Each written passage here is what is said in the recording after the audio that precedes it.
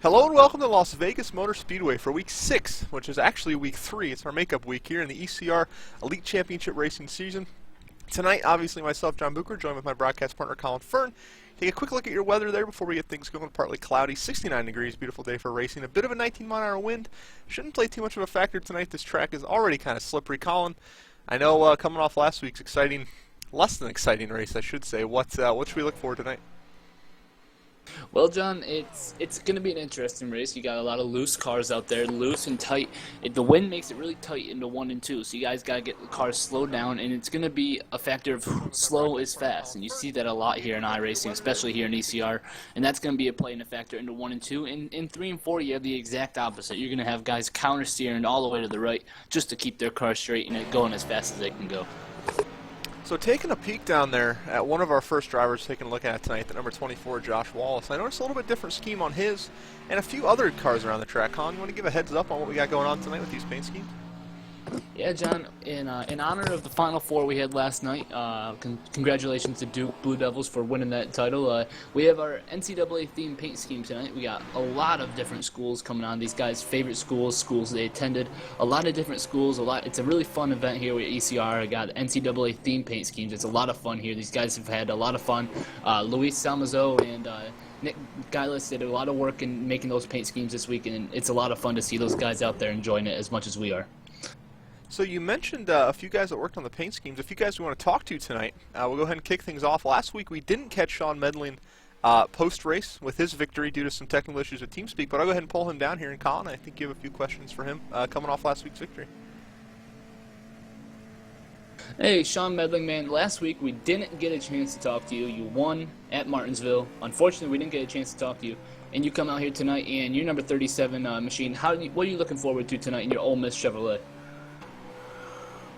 Right now, I'm just looking to finish the race. Didn't get a whole lot of practice in, especially tonight and during the week. So right now, I'm just looking to get a good finish for the HMF crew, and hopefully get one of our other guys in the victory lane in the chase there. Absolutely, man. You mentioned it right there. 3 weeks in a row, Haters Make Us Famous, has gone to victory lane. And your 37 machine, Ole Miss, you went to victory lane last week. We didn't get a chance to talk to you about that. How do you feel about being able to qualify for the chase and have that momentum carrying into Las Vegas this week? Oh, it takes a lot of pressure off you, definitely. Not having to worry about getting in on points or whatnot. So, the whole mindset right now is just learning the cars and just getting faster week in and week out.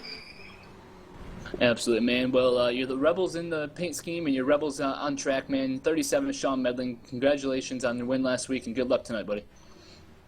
All right, thanks, guys. And that was the driver, that number 37 Ole Miss SS. Again, we mentioned tonight a bit of a theme here, our first theme night here at ECR. These guys running here in Vegas, the different paint schemes. And one of those guys I know that helped with it, Aaron Vincent, pulled down here in the booth. Colin, I think you got a few questions for him as well.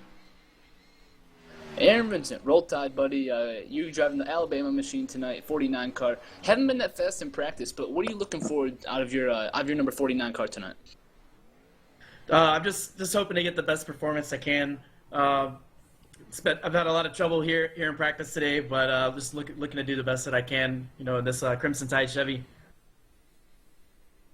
Absolutely, man. Well, your teammates seem to be doing really well. You got your teammates in first, second, and ninth. So you guys are doing very well as a team. Are your teammates teaching you anything that are helping you out there early on tonight? Oh, absolutely. Yeah, they're giving me a lot of pointers about entry, exit in the corners, making a couple adjustments on the setup just to fine-tune it, just every little bit you can get before the race starts, And I really appreciate all that help that they're giving me. Absolutely, man. And you've had your struggles early on this year. You haven't had the best of luck getting caught up in a lot of other people's wrecks. Still chugging along. You're running well in the 49 car. You've had a lot of good, consistent runs. Are you hoping for another one of those tonight in Las Vegas? Oh, absolutely. You're right. It's been a real struggle so far this season. Getting caught in a wreck here or there. Like I said, I just want to go out there, drive my line straight and smooth, and hopefully everyone else can do the same and won't have any problem. Absolutely, man. Well, you're tied for 13th in the points right now. You're 17th on the practice charts. Tonight in your Roll Tide Chevrolet, as much as I hate to say it. All right, thanks, Colin and John. Appreciate it. And that there was the driver, that number 49 Alabama Chevy SS, Aaron Vincent. Finally got an interview with him. It's been a while. We're finally got to get Aaron Vincent on board here and talk to him on the broadcast. Looking at the point standings, Anthony Ditchner, your points leader, has pretty much been dominating the last few weeks. He had his issues at Martinsville and in different things, but not doing too well tonight. Colin, he's, what, 7th right now in practice? He's 9th in practice, John. He's had his struggles. He has been consistently fast, and which is one of Anthony's better features, I guess. But he's been consistently fast. He's very good in race trim, and he's 9th on the practice charts right now. But I really don't think that's going to play into factor where he finishes tonight. I think he'll have a good, solid run. It is odd to see him down there. Usually a guy that we see pretty much primarily towards the front in practice. I know he shares that in common with Aaron Berge, again absent tonight. But it'll be interesting to keep an eye on if he qualifies back in the pack. Probably the first time he's had to come from a further back qualifying spot and make his way to the front. So we're excited tonight. Like we said, this is a makeup week. We missed this race. I believe it was week 3 or 4 of the season. I can't exactly remember. I believe it was week 3 due to some iRacing issues. So this is the NASCAR off week. But here at ECR, you guys are still getting yourself broadcast. So we do apologize for the bit of a mix-up. But Las Vegas here tonight, Colin, and I know you already talked a little bit about it, but this track presents some unique challenges. What should these guys be watching out for? Well, the first thing we should talk about, John, is that tonight there's only 5 minutes of qualifying. Definitely something to look out for. These guys are going to have to get out there and get their best laps out there early on. But overall, John, this place is slick, it's hot, it's fast, it's windy, and these guys are going to be all over the place trying to find all the grip that they can get. And I think you're going to see another factor of the best drivers in the league are going to get the best finishes tonight. This is certainly one of those tracks where the cream seems to rise to the top. Las Vegas, usually a good benchmark. We mentioned early on in the year to kind of set your program where you're at. We're running a little bit later, but still not a bad benchmark here in the early season. I think we go to Texas next week and on from there. So these guys got to get a good run tonight. You see the first laps being made. Justin Bland, I believe, on the first on the tracks. You mentioned only 5 minutes tonight. So they got to get everything they can, and they got to get it quick. Absolutely, John. Justin Bland and his 65 South Florida machine. We're going to talk to him here in a little bit. He's our in-race reporter, but he seems to be running the higher groove in 1 and 2, which you're going to see quite a bit of tonight, trying to get that car to get all the grip they can get, the higher banking. It's progressive banking, which meaning they get the higher banking, the higher they get up on the track, so that gives him a little more grip and is able to hold his car as he comes across the line. Nick Gronfel's fastest right there, and Matthew Thunhorse, and then Justin Bland, not quite where Matthew Thunhorse is. So Matthew Thunhorse outpassed now by Stephen Massey, early pole sitter. I don't know what exactly the time we should be looking for here tonight, but I imagine it's probably not going to pick up too much from that 8.3. No, John, I don't think it's going to be. It's going to be a high 7, low 8. I don't think you're going to be able to get anything lower than that. As Wayne Willard, who's fastest in practice, goes out there and he puts a lap second down on the charts. Kevin Cook 5th in practice, Mark Figueroa 6th, and Luis Salmazo 8th. Wayne Willard, one of those guys that's had some good runs early on in the season. He hasn't really gotten the finishes to go along with it. He's kind of hanging on there, showing 16th in points right now, but we've called his name a lot, and maybe tonight, if he can qualify well, he's showing 3rd right now, might be able to break that curse and get himself a good finish. Absolutely. He's been running good, John. He's just had the worst luck. He's been getting caught up in the wrong place at the wrong time. Other than that, he has had very fast, very consistent cars, and he's part of that team that's been running very well. Haters make us famous racing. And I think it's just a matter of time until he heads into victory lane. Yeah, Wayne Willard to me is And one how of about those Charles Kyle Silver Larson second types. on the charts? Charles Silver jumps him now, puts Wayne Willard still in the 3rd position, but he's kind of that Kyle Larson type where he's got the talent and he's got the cars. Just a matter of stringing together the finishes, and I think he'll do it, and I think it's still very early on in the season, obviously, this being only week 6. And he's got some time. He's got 20 races left to lock himself in the chase, and I think we'll be calling his name in Victory Circle before too long. Absolutely, John. I don't put it past anything. Wayne Willard has had very fast cars, as I said. He's had fast cars.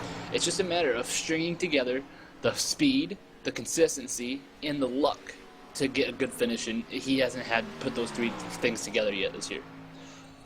And speaking of luck, we are in Las Vegas. I hate to use the old Darrell Waltrip cliche, but we are in Las Vegas. Luck plays a big factor on this racetrack and really in racing in general, but this is one of those tracks where if we see some wrecks like we saw last week at Martinsville, these guys don't have the time to get out of the way that they did, and damage a little bit more impactful here. So going forward, these guys have got to calm down a little bit tonight. We saw a bit of a one-off. Wayne Willard ties Stephen Massey.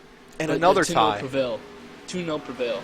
And As Stephen Colin, Massey still holds the spot. To tie into what I was saying about last week, what did we have for the poll last week that was so different? Yeah, another tie. We had a tie for the pole last week. We had 20 caution flags. Maybe tonight we'll have a tie for the pole. We'll have no caution flags. We'll have an anomaly on the other end. But right now, Stephen Massey, Wayne Willard tied for your pole. Charles Silver third. Matthew Thunhorse driving that number 606, for Nick Olson. He's going to be in fourth, having another good run tonight. His second start for that team.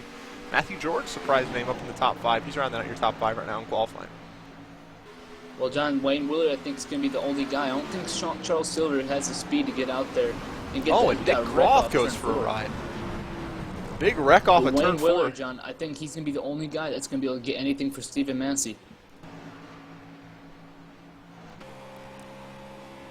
So you can ride along with him on our lovely new feature here on MOTV. We are on the nose of that beautiful new college paint-schemed theme night here on ECR. Georgia Bulldogs. Be interesting to see him, these John, guys he's throughout running the that night. middle line right there. He's running that middle line, trying to get all the grip he can in that progressive bank. He gets a good run off turn 2, uses the high side to get all the speed he can going down the backstretch into 3. And you're not going to hear him lift a whole lot out of here, John. You're going to hear him get off it and get right back in it. Very, very short amount of time on that throttle. You heard him put it right back down, pretty much almost to the floor. These cars with that new rules package. He's going to go on the apron to cut the track, get everything he can. And he got it. No, he didn't. Oh, wow. What a tight battle for the pole there. So Stephen Massey's going to win your pole here in Vegas. Not by much, though. Wayne Willard, we have for the second week in a row a tie for the ECR pole here. Stephen Massey, Wayne Willard, Charles Silver third, Matthew Thunhorse fourth, and our in-race reporter Justin Bland jumped up to fifth. Only 17 guys taking the time as ECR's getting proclamations, I guess you could say, to get a cleaner racing after last week at Martinsville. It was a brutal race. New proclamations here in ECR to try to get all the guys to understand the rules better and understand just the league is better as a whole. So not a lot of guys running tonight. I think we're going to have 20 exactly, but 17 guys taking the time. Not a bad field by any means. Not what we had last week at Martinsville, but after that race, I'm not so sure that's a bad thing. So now your new top 5. Aaron Vincent jumped up into the top 5. Luis Salmazo third. And I'm reading the wrong things. We've changed the practice names.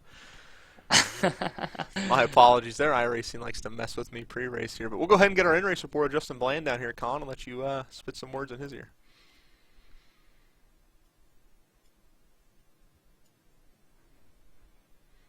Hey, Justin Bland, the 65 car. You got a copy, buddy? Yeah, bud, I got you. Hey, man, South Florida, Tampa, Florida car right now. You've spent 6th in practice. You were 6th on the grid. What are you looking for out of your 65 machine tonight? Well, I'm hoping to get out of here with the top 5 at least.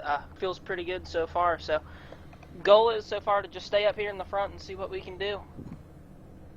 Now, I talked to you earlier this week, and you were struggling. You hated this place. You couldn't get a feel for the track. What changed, Amanda, that you're running up there in the top 6?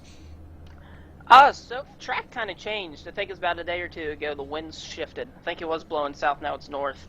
And whenever that did, it pretty much the setup that I had that sucked, it made it good. So hopefully we'll be able to use that to our advantage here. Hopefully everyone else is still working on their sets and ours is just a little better. We'll just see.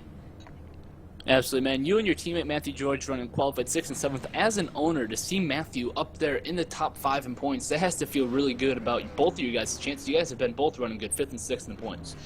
Oh, I love it, man. It's great. It's awesome to hear that. Good to see that we got some success coming out of here, you know? Absolutely, man. Well, you're driving the 65, University of South Florida, Chevrolet SS tonight, man. Good luck tonight, and good luck the rest of the season, buddy. Thanks, bud. I appreciate it. You have a good one. And that was your in-race reporter, the number 65 car of Justin Bland, running that USF paint scheme. Again, we mentioned tonight, folks, you pick your winners tonight, maybe based on your favorite school. Pretty much everybody in the field running those college paint schemes. It'll be fun to see throughout the night just what colleges come to the front, what colleges drop to the back, and we'll kind of play that game. But Colin, if you want to go ahead and set the field, we'll get this thing rolling. Well, John, again, all SEC Southeastern Conference front row here tonight. Nothing We got new Stephen there. Massey in the 97 and Wayne Willard in the 01. Tennessee and Georgia take up the front row as Charles Silver and his number 7 North Carolina Tar Heels machine is going to start on the inside of the second row. Mark Figueroa driving his always National Guard 00 machine. Matthew Thunhorse driving his Missouri Tigers, another SEC car there up in the front. He's starting 5th.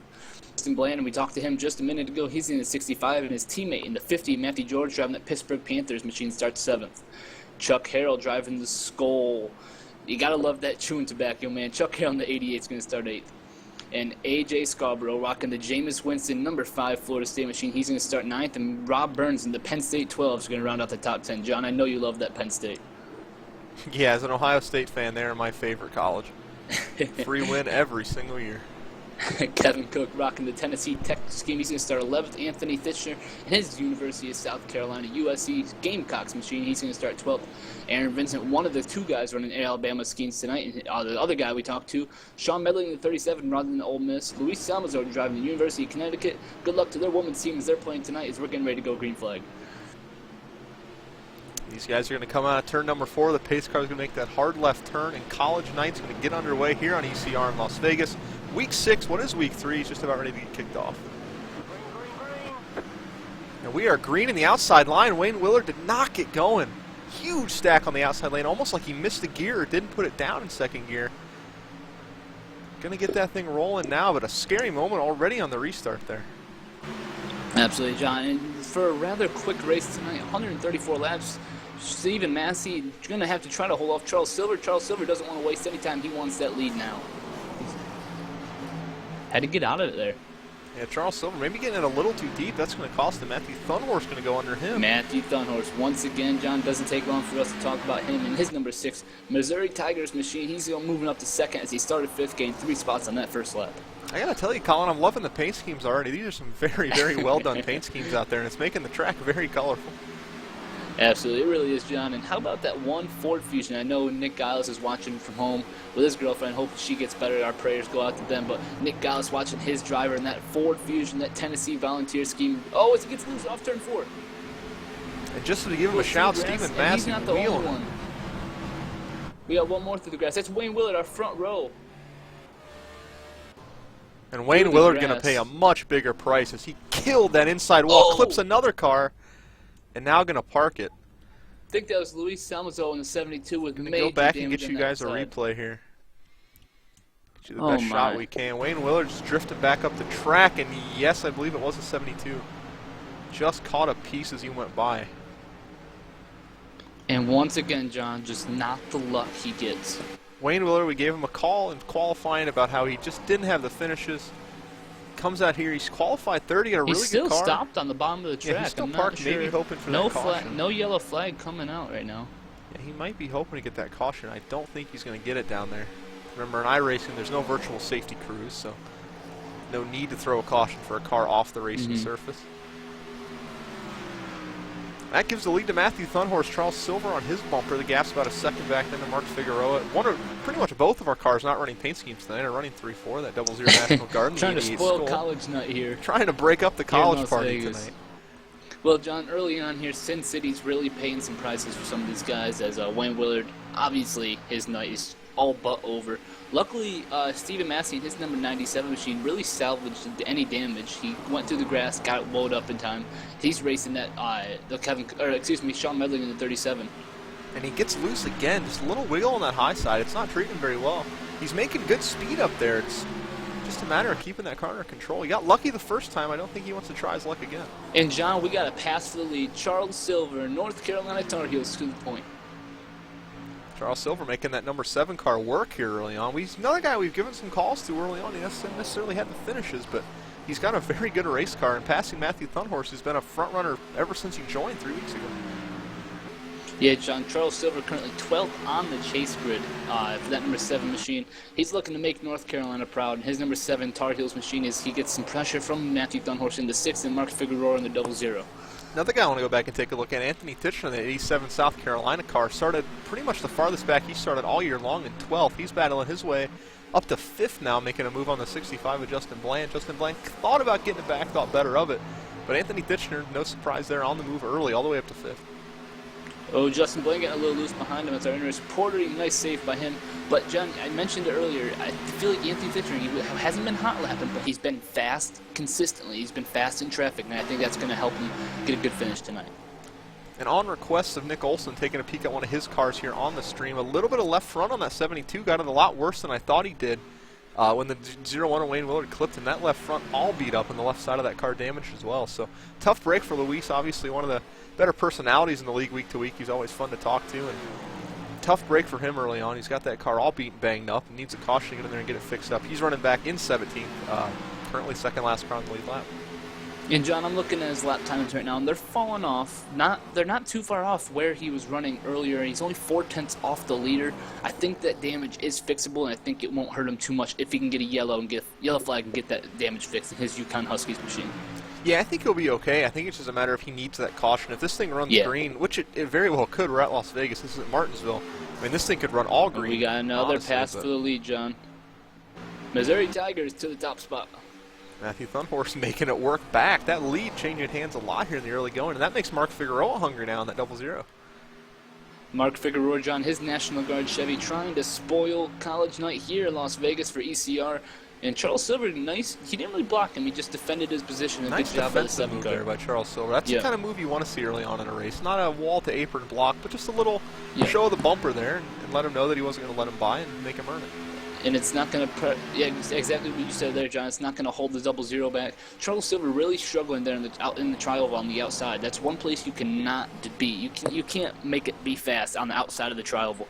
You can in the turns, as he's seeing right here. Look at that run off turn 2 Charles Silver gets. With this new rules package and the way you can pick up the throttle, the outside of that corner is pretty much like the straightaway never ends. You just pick it up just enough to get the front end to turn, and then you're back in it. But on the top side of that apron without the downforce, or the top side of the tri-oval, excuse me, that car can get a little bit. I don't even know if it's an aero loop. Oh, it got kind of kicks out. Looks Speaking like of the loose, 65 of Justin Bland really struggling with that car right now. go back his and grab the teammate guy in for the quick 50. replay. Just got it over-rotated Nice on grab. exit. What a save by him, though. That's one of those things where the car, he mentioned it gets a little tight with that wind, and he just kept the wheel on it too long. When the wind stops, the back end comes right around. So good save there by the 65. He'll keep going. Only drops him back to 10th. Still 122 laps to go and they hit the line this time. So no risk for him just quite yet. I think the guy that needs the caution the most is Luis Almazo. He's back to last place now. Continues to fall just a little bit. Yeah, Jen, I feel for him. I mean, once again, it's just nothing he can do there at all. So obviously I feel for him in 72, but he's been running good. He's been able to salvage everything he can. I know he's been really soaking in the whole Tony Stewart machine that he hasn't gotten a lot of luck, John, but he's been able to salvage everything he can. He's doing a good job of it. Yeah, Luis has had some really bad breaks in the last few weeks. And wrecks that we mentioned last week at Martinsville caught up in 5 that just weren't his fault. And tonight, just, maybe a little mental mistake by Wayne Willer, let the car roll just a little bit too much and just clipped Luis as he drove by. Certainly nothing intentional there, but Luis has recovered. I think he'll hang with it. He's never a guy to give up, and he's always in good spirits. So if he gets a few cautions, drive that car back into the top 10, I think he'll be okay. Absolutely, John. And Mark Figueroa still tries to work over Charles Silver, who's been hanging on that outside like a dog, John. He's been able to do a great job on that outside lane. The only spot he's really losing a lot of time is off 4, down into 1 on the front stretch. He's been able to lose a lot of time. But Mark Figueroa is sliding up a little bit. He's going to have to get out of it, and that's going to give Charles Silver a good run off turn 2 if he can make it stick. And this is currently the battle for second place. Matthew Thunhorst hasn't really opened up much of a lead on these two while they're battling. These cars seem to be pretty evenly matched. Las Vegas is a track where a lot of guys can bring their best stuff, and looks like Matthew Thunhorst, again, he's got a good car, but he might have trouble pulling away with this one. And John, you see Charles Silver is clear there, but he has to stay on that outside because any sudden movements to the bottom of the track is going to get him loose, and he There has he to really way up the hill there. Oh yeah, but he's going to be able to get a huge run off turn 2, John, if he can keep it on the outside of Figueroa. And there's the crossover. He lifts out of it there. Yeah, it looks like he's going to shut the door just a little bit. Thinking better of it here early on in the race. These guys don't want to go tear their stuff up. This is a very aerodynamic track with the amount of you're in the throttle here. So any chance you get to avoid contact is for the better. He thought better of the crossover there, maybe thinking Mark might return that little defensive move. And didn't want to get his nose chopped off just yet. So Mark Figueroa touches the wall just a little bit getting into the corner. It's an odd place to have wall contact. Well, John, it's not really here at Las Vegas. It's not common, but it's not it's impossible. I mean, you're coming back off the tri-oval up into the bank, and you're trying to get everything you can so you can arc it into the corner. So scraping that wall like that, it's not fun, but it's possible. It certainly is, and it kind of goes unnoticed at a lot of mile-and-a-halves because of lack of progressive banking. You don't really want to get that big apex, but here, I mean, you really want to arc that car in. So you're right, these guys get up just as close as they can to that wall and might see some scraped up right sides at the end of the night. Absolutely, John. And how about Anthony Fisher, Kevin Cook, and Rob Burns? They started 12th, 11th, and 10th, respectively, and they're currently running 5th, 6th, and 7th. All three of those guys really doing a great job moving up in the pack. And Las Vegas is a track where you can really pass that. They're using that to their advantage. Once you get spread out, it gets a little bit harder, but when you're bunched up on those restarts, you can really, if you can get up in that high line or on that low line, wherever they're not, make your car work, it really can work. And Anthony Fisher, I've been watching, running that middle line, he gets those big runs off, and he's catching that pack in front of him pretty quick. Yeah, John, running that middle to low line is really going to help him in the long run, as he's going to be able to conserve those tires. And if we do get a long run like we seem to be having right now, it's going to really help him if we end up having green flag pit stops. Yeah, Las Vegas, and if Aaron Berge were here, we'd be calling his name out in the lead, because it's one of those tracks where tire conservation is everything. Because you run so wide open and you ask so much of your car here, you really have to be wary of what you're doing to it. And you see these guys hitting their marks consistently every lap, making sure they don't wear those tires. And Anthony Fischer's running right in the middle, which is wearing both sides evenly. It's not really putting any extra stress on the right or the left, as running up high or low does. So good strategy by him here early on. If he needs to pass somebody, we might see him drift up or drift down. But good move by him, running that middle and then keeping that car kind of in the middle of the two packs right now. Yeah, Johnny's doing a great job right now. Nothing out of ordinary for Anthony Fisher. He's running 5th right now. He's having this good, solid run. But while this is all happening, John, Mark Figueroa has caught, and he's about to pass Matthew Dunhorst in that 6 machine, as he wants to spoil college night here in Las Vegas. We'll say it once, we'll say it again. Mark Figueroa and Chuck Carroll, the two guys looking to spoil the NCAA night here in Sid City. Got 20 cars gridded, 18 of them had college paint schemes, and right now 2 of your top 5 are the 2 without it. So certainly looking to play spoiler tonight. One update I did want to mention, Luis Salmazo is pitted. He's just now rolling off pit road. Might have had something happen we didn't see. Currently 4 laps, going to be showing 3 laps down, 4 laps down when he comes back around. I don't see any excess damage to that race car, so maybe, I don't know what happened with Luis, but he's on pit road. He's 4 laps down, and not the start of the night he wanted at all.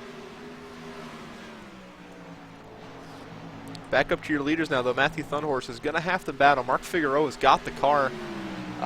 I think right now the fastest car on the racetrack at this point in the run, not to say overall, but he's coming quick, and Matthew's going to have to wheel that thing to keep him off his bumper. Oh, almost contact there. Figueroa seems to be getting into the corner a lot harder than Matthew Thunhorst, which is going to kill that right front, but save that right rear. And it's going to be the exact opposite for Thunhorst. He's going to be able to conserve that right front, but it's probably going to burn up his right rear as he's getting a lot faster on exit. Yeah, I think Matthew right now isn't driving the car that hard. I think he's kind of got out in the lead, and he's gotten into his saving Charles mode. Silver through the grass. Charles Silver, great job of hanging on to that race car. He's going to have a lot of room to save it. Can he hold on? He does. Great job by Charles Silver. Not even going to lose that many spots here as he falls back. He's pushing in front of the 87. Those tires have got to be burned off that race car. Yeah. Just keeps it off the wall. His best move right now, I think, is to get out of the way here. There. Yeah, he's just going to have to hold on, John, and conserve. Showing AJ Scarborough with some serious internet issues. That could just be me, but if that's the case, keep an eye I'm on seeing that it 5. too. He has a little right front damage as well, John. He's been fast all week long, and he has a little right front damage. It's Mark Figueroa to the top spot, National Guard Chevrolet. And as I thought, Matthew Thunhorst didn't put up too much of a fight. I think he's kind of in a save mode right now. He realizes that he's gotten that bonus point for the lap sled. If he's got the fastest race car at Las Vegas, more times than not, you're going to get the win. This isn't really a track where, you know, a guy can get up on the wheel and wheel his way to a win. This is really a car's track, and I think Matthew Thunhorst realizes that. He's kind of backed off, and he's just kind of running his own race. Yeah, John, I think the way these two guys are driving, I think Matthews, it's not going to be long until he's able to pass Mark back with no contest, really. Figueroa just seems to be driving the car a lot harder than the 6 is, and I think that's going to hurt him in the long run.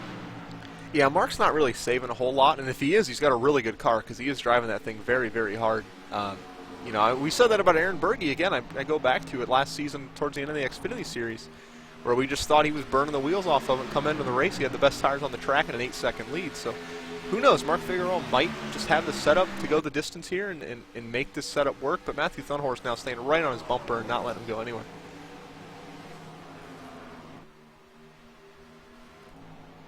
Yeah, John, he's doing a great job right now. While this is all happening, I hate to go away from the lead, but we got a great battle from 4th on back to about 9th.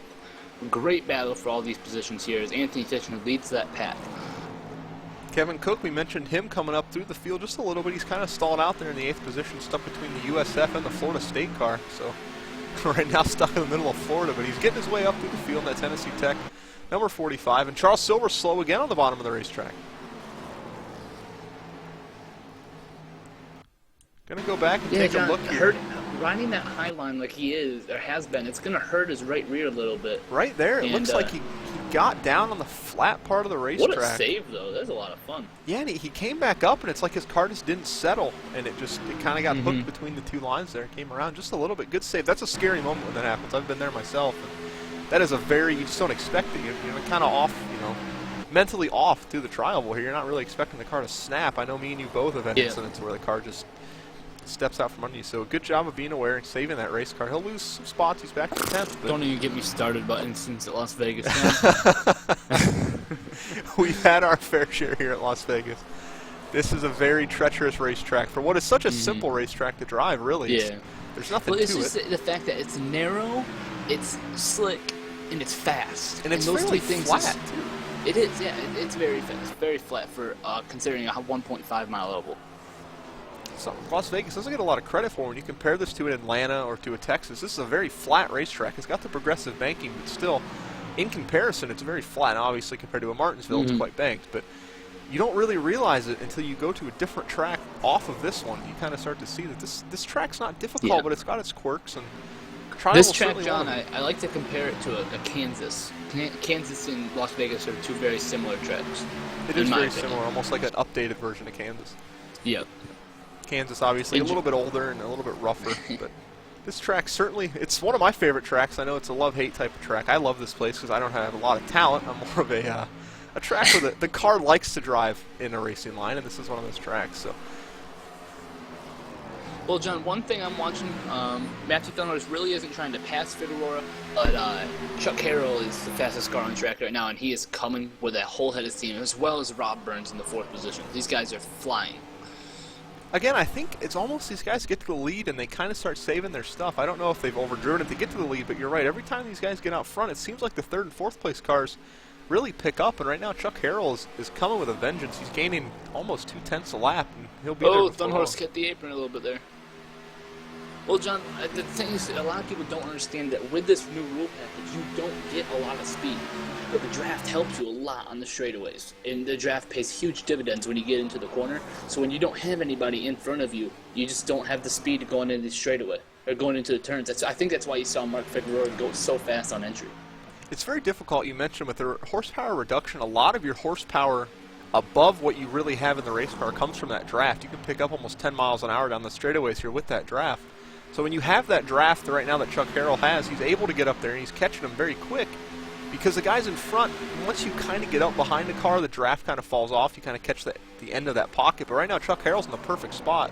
I mean, he's just using both these cars' draft and gaining really quick. Wayne Willard coming back on track.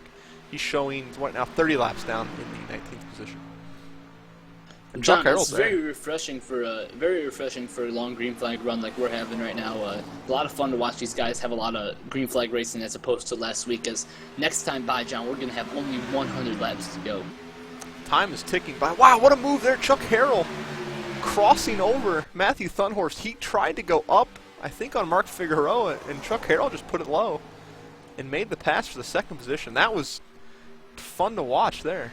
And he's able to make it stick, John. Look at the run he gets off turn 2. Probably the best corner I've seen all week long.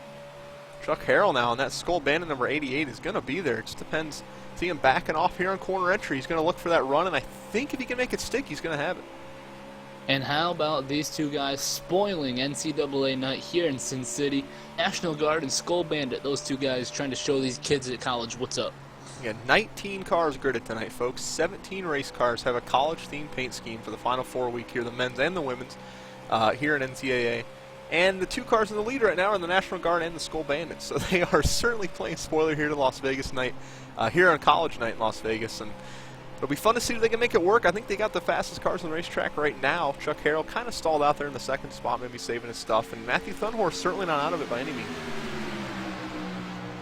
Oh, Chuck, I don't know if he threw a block right there or what happened. The banking brought him up, but cut the 6 off, and I think it slowed him down a little bit. But look at the run he gets to the center in 1 and 2. Wow. And that, John, it's not really Chuck going faster. It's Mark going so fast on entry that he has to slow the car so much down in the center that he's gaining or losing a lot of time in the center off. And you can see here on the roof cam just how big the interval gets on entry and then how much it closes up on exit. He's losing almost 2 car lengths to him on entry, and then almost something else I've noticed is Mark's really turning the race car off the top of the corner. He's not letting it wash out a lot, and that's going to really hurt the right front. Here, Chuck Harrell's going to drive him hard into turn 1. Can't really make it stick. I think he's got the faster car. He's just got to find a way to pass him. Well, John, what you start doing when you're behind somebody for X amount of laps is that you try to start running their line, and that's really, I think, what the problem with Chuck is right now. Is he's trying to run Mark's line and trying to drive it in too hard. I think once he realizes what he's doing and he goes back to running his own line, I think it's just a matter of time until he makes the pass for the lead. One of the things I've always thought was so underappreciated in the real sport of NASCAR is how hard it is to catch a guy running one line, get to him, and then completely change your line to pass him. And it's something that people like Kevin Harvick, Dale Jr. are so good at doing, is they can run you for 25, 30 laps on a track like Las Vegas, following your line exactly, and then at the drop of a hat, wash all the way up the track to the wall, run that for 10 laps, and pass you. And that's so difficult to do just mentally. And now we got to pass for the lead. Chuck Harrell's going to go ahead and take it, because it's so hard to just change your line like that. Grass, John. He did. Dale hit Jr. the to clip the glass just a little bit. Oh my goodness. And that's going to cause that car to get loose, and he had to run at the lead, and now he's going to drop all the way back to third as Matthew Thunhorse is going to get stick on the outside. Well, it all goes for naught, John, if you can't complete the pass like Chuck Harrell had a little trouble doing right there. And that's such a frustrating experience. You worked him over for 15 laps, finally got to him, and just slipped, and now you got to go back, start all over. Now you're probably going to have to pass 2 race cars as Matthew Thunhorse now wants apart. Mark Figueroa just can't get away from these guys. Well, John, like I said, it just goes back to the draft and how much it plays into a factor here. Figueroa really slides up right there. These guys are going to be side by side when they get up to him. Harrell's backed off. Chuck Harrell thought about backing off, and now he is going to lift out of it. Thought he might duck low for a second there. Mark Figueroa's kind of trying that higher line. I don't know if he's sensing something with the setup that's maybe going away. He's pushed up quite a few times. I think he's just experimenting right now, and these guys got to capitalize if they want to get past him. He's not really as fast as he has been, and these guys still just aren't able to find that line to pass him. John, right now, while these three are really battling, the fastest car on track is probably the guy who's had the most trouble so far today is Justin Bland in the 65, up to 4th place. Really making moves, and he's gaining almost 2/10 a lap on these 3 racing for the lead. See, Thunhorse there, I think, just let Chuck Harrell go by the sounds of his throttle there. Yeah. I think someone called in the chat they're being very conservative right now. I don't think he's trying to use up that stuff. He's had his runs here. I think he's known he's going to be consistently at the front. It's not a one-off thing like we thought it was his first week. He's going to be up there in the top 5 pretty much every week, and kind of buying his time here. You mentioned Justin Bland, though, in 4th. He's kind of got himself gapped out there. There's no one really around him pressuring him, so he can run his line, figure it out. Really the best spot to be, I think, early on in a run is with no one around. You can kind of feel your setup out and know what you got for later on. Well, John, you say earlier on the run, but we're closing in on green flag pit stops here. Probably not too long, 15, 20 laps before these guys bring it down on pit road. I mean, we're out in that 44 already. It doesn't seem like it. Time certainly flying by after last week's, I don't even know, shenanigans at Martinsville with the 20 caution flags. Tonight, nice green flag run to start it off. We mentioned last week, folks, this is the general type of racing you see here at ECR. It's not quite the caution fest we had last week. Very good running by these guys early on. We saw the one incident with Wayne Willard early, but he's back out on track, showing 31 laps down currently in the 19th position. No caution for that. So we've run all laps green here, working lap 45, 44 that time by. Yeah, John, 90 laps to go that time by, and you mentioned right there the problems with Wayne Willard. I think it's more of a problem for Luis Samazo because he had still a pretty darn good chance at a good finish, and the caution flag never flew, and he still just had to pit it and really cost him 4 laps. Yeah, he's still showing 4 laps down in that 18th spot. Not quite like Martinsville last week where you're going to get the cautions to get that lucky dog. Luis really dug himself a hole. It's going to be hard to get out of it, not impossible. But he's going to have to get some really, really, really well-timed caution. Right now he's between 2 Alabama cars, a 33 Corey Chafin and that 49 Aaron Vincent, stuck right in the middle of the Alabama party and trying to find some room to run that car and maybe learn some stuff for next year.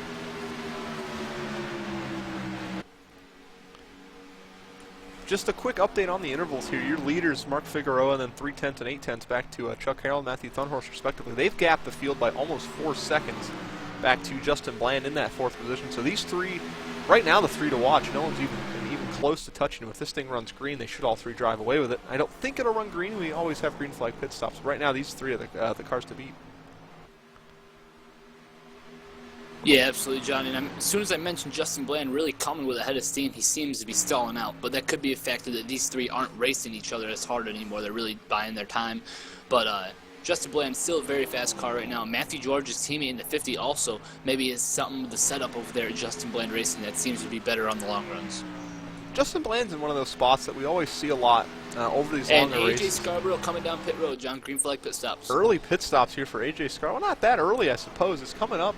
It certainly doesn't feel like it, but it is coming up on green flag pit stops. That FSU car, you can see a little bit of right front damage, nothing too bad. He'll bring it down to the attention of his service, or his team, and he should fall back to about 17th after service is completed.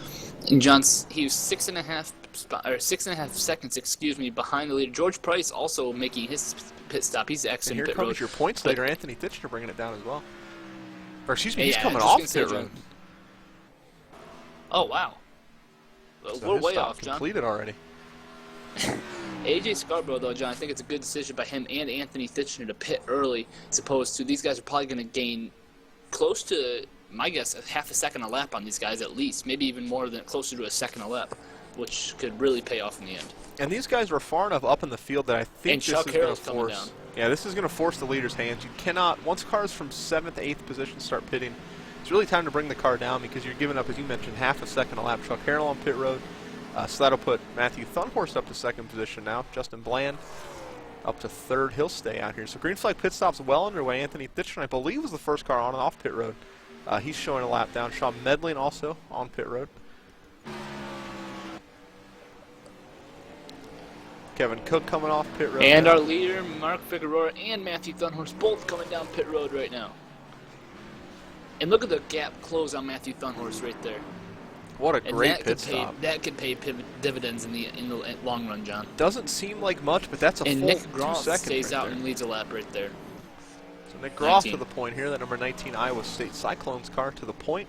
Taking a bit of a risk here, a bit of a gamble. Mark Figueroa looks like will cycle. Chris Coy also staying out, along with Corey Chapin in that number 33 Alabama car. So these guys staying out, maybe hoping for a caution, maybe just kind of on a fuel strategy, or maybe feeling out their cars still. Not a lot to lose. Charles Silver's on pit road. Green flag, and Nick Groff still stays out. That's going to really hurt him. He's going to need a caution, hopefully here soon for him anyway. Yeah, that's a tough call there on Nick Groff. I don't know what position he was running in prior, but there's not a whole lot to gain. We've kind of cycled through, and green flag pit stops don't look like they're going to bring in a caution. So if they do, good call on his part. But right now, it's kind of risky. You're losing quite a bit of time and risk going a lap down here if you stay out too long. Yeah, John, the 3 cars have stayed out so far. Definitely a gamble on their part as they're being passed by guys who have already pitted for position. I mean, this is really going to pay dividends for them. Only 3 cars. Coming to pit road here. The only thing I think now is Nick Groff and Chris Coy are just on that gambling strategy for a caution. There's not a whole lot left fuel-wise to run. Now there's not really a fuel window they're trying to put themselves in. So right now it looks like they're just going for that caution. Nothing wrong with that. I mean, if that's track position, but certainly risky. Yeah, the only thing I could think of, John, is if to make it 4 matters, is these guys can go 67 laps, but I don't think they can go 67 laps. And now here on the radio, leader Nick Groff is pitting this time. Something to keep an eye on here as we cycle back around. Chuck Harrell has taken the lead from Mark Figueroa, so Chuck Harrell will be your leader when we cycle. That'll put Matthew Thunhorst currently all over Mark Figueroa for 2nd place, and then all the way back to Anthony Titchener, I believe, going to be 3rd. Or 4th, And John, I think that's just a factor of him pitting just that 1 lap prior, gaining that half a second, whatever it may be, on those other 2 drivers. Yeah, Anthony Titchener, a really smart move there. Obviously, we know he's one of the smarter guys down there in the garage when it comes to thinking out these races before they even get on the grid, really. I mean, Anthony Titchener puts in countless hours. Not that all these guys don't, but Anthony Titchener really goes to the extremes with figuring out these cars and these tracks and these setups. And it's showing here is he pitted when he thought he could, and it's gained him 2 or 3 spots here going forward. And Chris Coy, John, is, I believe, the 7th driver to lead lap tonight, and his number 42. George Mason Patriots machine. So his green and yellow bright machine takes the lead right there. For the time being, obviously still has to make that green flag pit stop. So that'll cycle your, well, no, excuse me, Chris Coy, you're right, has stayed out. So Chuck Harrell is 2nd place now. Get a little bit clearer of a picture for the lead. Now Chris Coy's in a spot where when he pits, he'll go a lap down because these drivers have currently unlapped themselves. So again, the risk reward of staying out, and Christopher Coy knows that. He's certainly no rookie. He knows what he's doing, and he's just hoping for that caution. And John, if a caution can come out here rather soon, Luis Salmazo would get a little break, I guess. He's only 3 laps down right now. Christopher Coy. It could help him out. Oh, Stephen Massey spinning through the grass again for Stephen Massey, that Tennessee machine, and another great save. We're going to go back and take a look there. I just don't think he saw the other car pitting, maybe? Go on board here and see what he saw through his nose camera. Just looked like he had to pick up at the last second there and just lost it just a little bit. Tough break there. That's exactly what it looks like there. So Stephen Massey, his second wild ride of the night. And John, these guys entered pit road. Mark Figueroa first, Matthew Dunhorse second, Chuck Harrell third.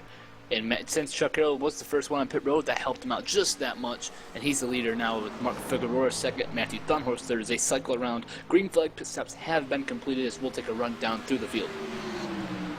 As you mentioned, Chuck Harrell first, Mark Figueroa second, Matthew Dunhorse third. Anthony Ditchner up to fourth. I believe he was in fifth or sixth before green flag pit stop started. He pitted early. Good move by him there. And Justin Bland only fell back to fifth and around out your top 5. In sixth, John, Matthew George in the 50. He's been running good. Been in that front part of the top 10 all night long. Charles Silver in the seventh, in the seventh, North Carolina Tar Heels machine. It's been fast all night long, John. He's led laps early on. He's in seventh right now. And Rob Burns, who seems to be really fast on the long runs here, he's running eighth with Kevin Cook ninth. And Nick Groth, I believe, will cycle through into 10th place. AJ Scarborough in that 11th position, Stephen Massey in the 12th after 2 wild rides to the grass. He's held on that Tennessee Volunteers machine. Only in the 12th position, not too bad after the night he's had. Aaron Vincent in 13th and Corey Chafin in 14th. And Alabama Crimson Tide machine going to round out your top 14. Christopher Coy, George Price, and Luis Salmazo. Christopher Coy, George Price a lap down. Luis Salmazo 3 laps down. Sean Medley, not sure what happened there. He's 8 laps down. And Wayne Willard still struggling after his early incident. He is 34 laps down in 19th position. Yeah, John, Sean Medling is at 8 laps now, and George Price is also on pit road right now with major front-end damage in his Army machine. Not sure what happened, didn't hear anything in the radio chatter.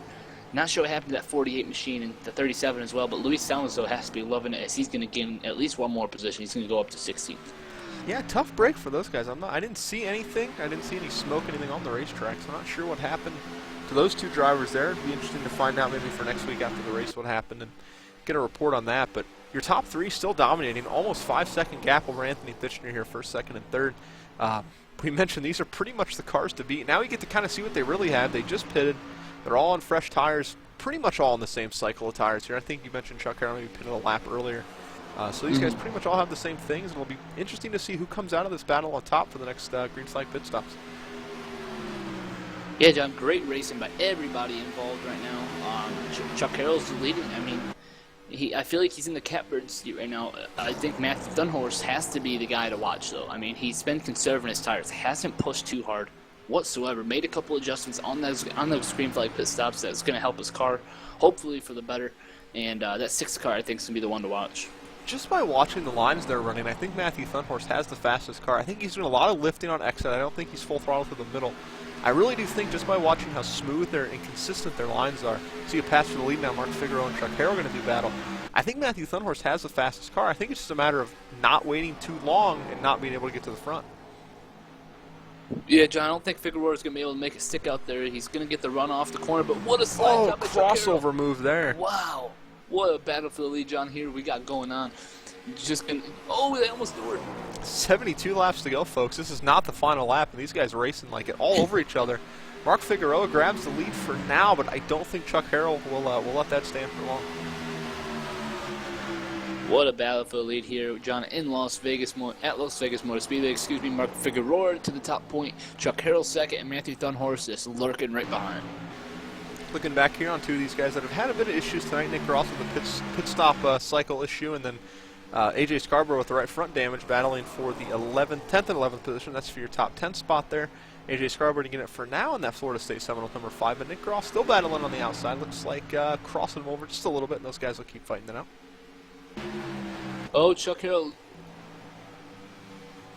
One thing I'm watching, John, Chuck Harrell is really struggling right now after he got past the lead. He's letting the 6 go there. He seems to be really tight off the corner, and by tight, I mean he's a tight loose. He's so tight, he pushes it to the corner, or pushes to the wall. We talk about it a lot here on MOTV, but he pushes to the wall, and he has so much wheel in it that the car just gets loose on him. You know, one thing I noticed with Chuck is that issue only seems to happen when he's behind cars. We haven't talked a lot about dirty air, but when we got a smoke somewhere on the racetrack. And that's the 0-1 of Wayne Willard, maybe? He's exiting pit road. Yeah, that's what it looks like. But yeah, Chuck Harrell seems like when he's out front, he's okay, but when he gets back there and he gets a little bit of air on the nose, and these cars, obviously, with the reduced downforce in the back, kind of get aero tight, almost like an Indy car would with the aero push. He kind of struggles to keep the car down. So out in front, he's okay. But once he gets back here, he seems to struggle. Now he's fallen almost a second. Now it is a second off the lead. See, the battle on track right now, 11th through 14th, or 11th through 13th, these guys duking it out just a little bit. Yeah, John, great battles all the way on the track right now. Justin Bland and Matthew George seem to be struggling on the early portions of the run, but seem to really excel on the last portion of the green flag runs. I'd really be interested to see if Stephen Massey can catch a caution at some point, get himself caught up back up to the field. He was obviously qualified very well on the pole, and has just struggled ever since. He's fallen back to 12th. He took two rides that we know of through the grass, maybe more that we missed. So he's got that Tennessee car, I think, hooked up. He's just got to get it settled back in here. He's got to get himself a caution and back with the field. It'd be interesting to see what he can do. For right now, though, he's struggling back in that 12th position.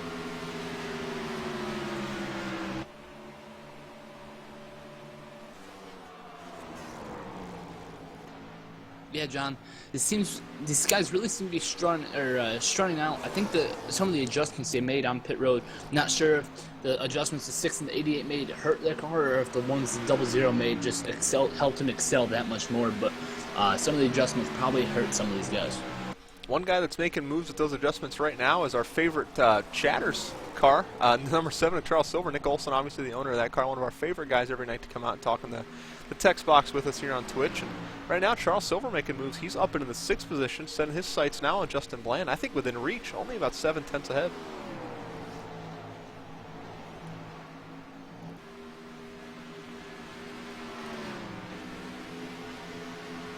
Looking all the way over the place, John, we got some cars about to go a lap down. Corey Chaffin in the 33, only about half a straightaway in front of Mark Figueroa. He's going to be the next guy to go a lap down, which stinks for the 42 of Chris Roy, which makes him staying out longer just that much worse, because he's going to lose that coveted lucky dog spot, and he won't be able to get back on the lead lap if caution were to come out.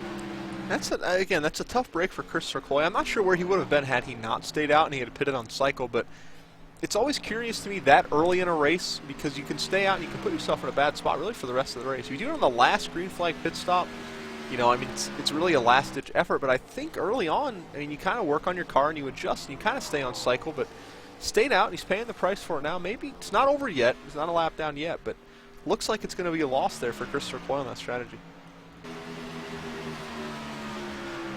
One thing, Colin, I think you'd like to note, and probably a lot of people at home as well, I know Alabama's not the favorite school by any means here in our college theme night. 2 Alabama cars, currently the last 2 cars on the lead lap, that 49 and that 33, so for all you Alabama haters at home, you might like that a little bit. I know they're kind of the Yankees of college football, but right now they're running 13th and 14th, up in the 12th position, Stephen Massey in that Tennessee car, Nick Groff in the Iowa State car, AJ Scarborough in that Florida State car, all outside the top 9 there. Yeah, John, and how about these spoilers up front? Matthew Tunhorse is representing the entire NCAA right now as he's running second, which seems to be his position for the season here, ECR Cup Series.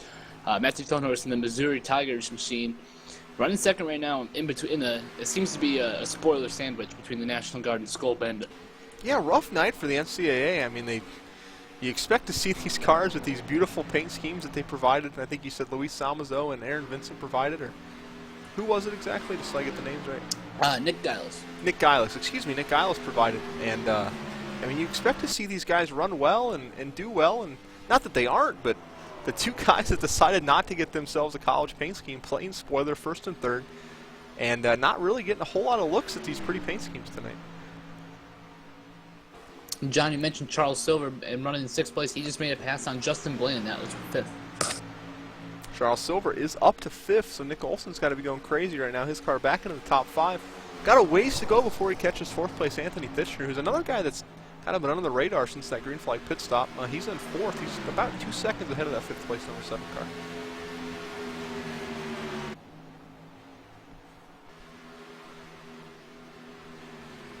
Battle on track right now, trying to find anyone here. Matthew George kind of stuck in a sandwich here. Penn State car and that USF car, he's kind of battling his way forward, looking for that 6th position from Justin Bland. Justin Bland struggling just a little bit, our in-race reporter tonight. Yeah, John, he was 6th in practice, he was 6th in the grid, and he's 6th in the race right now. A consistent night, but obviously not what he wanted after running in 4th place the majority of the night. No, you talked to him pre-race. He sounded pretty confident. He said that the track kind of changed with the wind conditions and made his car a little bit better. He thought he might have something for those front runners, if not for a top 5. Right now he's hanging on to 6th, and that 50 car, Matthew George, is coming in a hurry.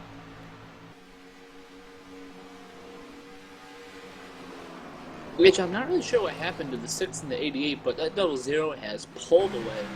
And is putting on a clinic now, so we're just past halfway. He's out there, and we got car in the wall. It's Sean Medley in the 37. Sean Medley up hard into the wall. George Price just mentioned in our chat just now, speaking of incidents, he blew up tonight.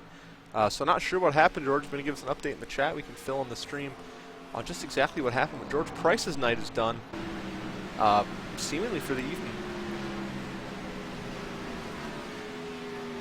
But your leader, Mark Figueroa, is still playing spoiler tonight. We're going to step away just for a few seconds. We can take a break here on MOTV and give you guys a quick commercial break. So we'll be back in just 60 seconds. I promise you won't miss anything.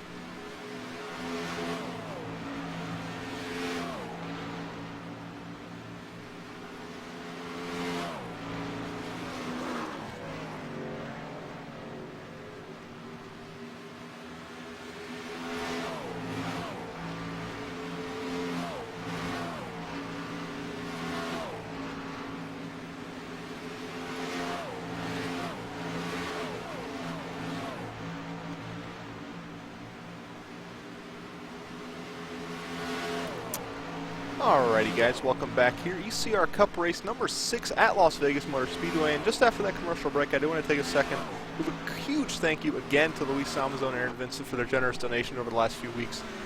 Again, Colin and I obviously never started this for money, but the fact that you guys enjoy this enough to donate. And we do have caution on the racetrack. Caution is out. Wayne Willard in the 0-1. His tough night gets worse. Wow. That's the 3rd time I've had that spiel interrupted. I need to stop thanking people, but Wayne Willard, tough night gets worse. He spins out. I don't think he caught anybody else in that. We'll go back and take a quick look. His car was spinning well before anybody got to him. Go back and even further. Caution came out well after he actually spun. He was spinning for quite a while there.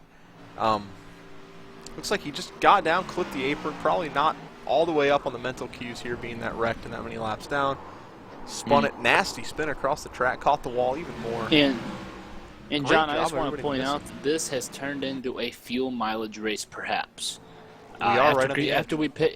After we pit here, I think I'm going to try to get a word with our in-race reporter, Justin Bland, and see what he thinks. But perhaps a fuel mileage event here coming down, as Chris Coy looks to be staying out there as well, I believe, is Luis Salmazo. Chris Coy staying out, I believe. Yeah, he's a lap down, so pit road closed for him. Luis Salmazo as well. So a whole field on pit road here. All the leaders. We go up to Mark Figueroa, sliding into his pit box here. Good pit stops by all your front runners. Chuck Harrell, the 6th Matthew Thunhorse, and the 00 Mark Figueroa. Good pit stops all around by everybody here. Stephen Massey, your pole sitter. See if you can put that pole box to good use. And as always here on ECR, we're going to hop on board our brand new pit lane camera and give you guys a view of the race off pit road.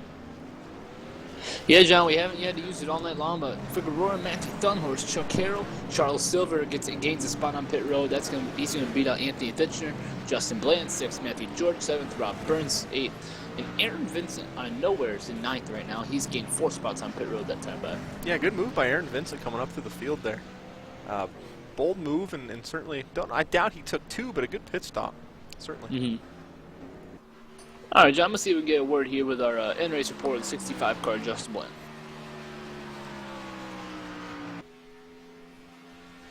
Hey, Justin Bland, you got a copy, buddy? Yeah, bud, I got you. Hey, man, you've been consistently fast all night. You're running 6th right now. You've been running 6th seemingly all night long, going back all the way to practice. But you're running consistently. I mean, you're not having a bad run. But one thing we talked about is that this thing could turn into a fuel mileage race. Are you seeing something like that? If we go green from here on out, it will become a fuel mileage race. If my calculations are right, we'll make it 58 laps, and that's just about where we'll be when we go green. So it's going to depend on who can save gas and who can make it the rest of the way. Can't push the car too hard and all that good stuff. Absolutely, man. Well, you're running good. Your 65 car is running good. What you seeing tonight that's going to help you throughout the rest of the evening? Right now, it's just conserving tires, honestly. The car handles really good on the long run, so if we can go green the rest of the way, I feel really confident about me and Matthew can do. Both of our carbs seem to kick in about 30, 40 laps into a run, so if we can go green the rest of the way, we may have a chance at a top 5, maybe even higher than that. So. Absolutely, man. Well, hopefully this isn't the last time we talk to you tonight.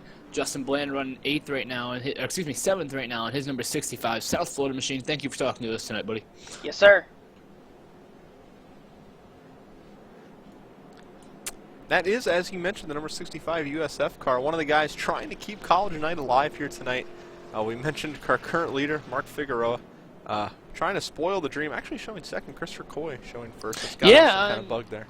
Yeah, I think it's just a bug on iRacing because he's behind the rest of the field right now, but not sure what's going on there. Well, while this cycles through, I'll finish my little spiel I was given there. Just a huge thank you again to Aaron Vincent, Luis Samazo. We never got into this for anything like that, but the fact that you guys come out every night and watch it, and the fact that they felt generous enough to donate it still blows our minds here at MOTV, and we thank ECR for letting us come on here and broadcast these. We do this for fun, and certainly never expected anything like what's happened with the outpouring of support and stuff. If you guys are interested, all the links to everything is down below, to our Twitters and the donation page, everything like that. But we thank you guys again for coming out and just hanging out with us and supporting it. We love doing this. We're both going to school for it, and we really enjoy coming on here and talking with you guys every night. So, interesting choice here. Mark Figueroa, I think, took the outside lane.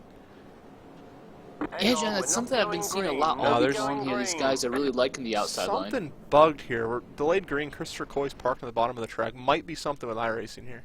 I'm wondering if maybe Lucky Dogs were turned on and the race control gave them a lucky Very dog. well might have happened there because Christopher Coy was showing a lap ahead of the field actually in first. So we'll get this fixed up here, guys, and we'll get you back to green. But fun night so far here. We've only had the one caution. We're coming up under 50 laps to go. We mentioned a fuel mileage race. This actually helps quite a bit, this extra caution lap. So maybe a few guys out there with a sigh of relief. Obviously, it's a virtual racing, so the car's always full of fuel. All these guys had the same amount of fuel. And going forward, it'll be fun to see if anyone tries to stretch it. We get another caution. We throw it all out the window like we normally do, or if we'll have someone run on the last lap. So a lot of storylines to play out here. So we got one more lap of caution to go here. Yeah, John, I just want to point out that these drivers are doing an admirable job of putting last week behind them and showing everybody that that was a fluke. And they're doing a great job tonight. We said a long green flag run, over almost 80 laps. So these guys in ECR are doing a great job of putting on a great show for you fans at home, right here on MOTV, John, live every Tuesday night, 9:23 p.m. We are live here every Tuesday night, 9:23, as Colin said, here on MOTV, broadcasting the ECR race. We do other races outside of this. They are on different channels. You can follow the app MOTV_online Twitter for all the details on those, as well as Colin and I's Twitter's all down below. But as we get ready to go green here, as you said, a fuel mileage race. Mark Figueroa takes the outside line. Going to be interesting to see. I think we get another caution, to be honest with you. I think the racing's just getting ready to ramp up. Could throw this all out the window, but if we don't, do you think someone tries to stretch it? Hang on, we're not going green. Absolutely, we got another delayed green. Something's not right here. The 42 has to. 42 still showing in the lead. I'm not sure what happened with that. He has to get off the track. Yeah, he might have to pull down pit road here to reset this. Remember, guys, this is virtual racing. It's sometimes a little bit buggy with computers are involved, but we'll get this sorted out here. The 42, I think, is going to have to cycle back down pit road to reset iRacing scoring. It can be a little weird sometimes. So a little bit of an admin bug. Thank goodness we haven't had many cautions, so this hasn't had the opportunity to happen. But You mentioned, Colin, really quick, I wanted to touch on, coming off last week, 20 cautions for 96 laps and only a 250-lap event, I think it was.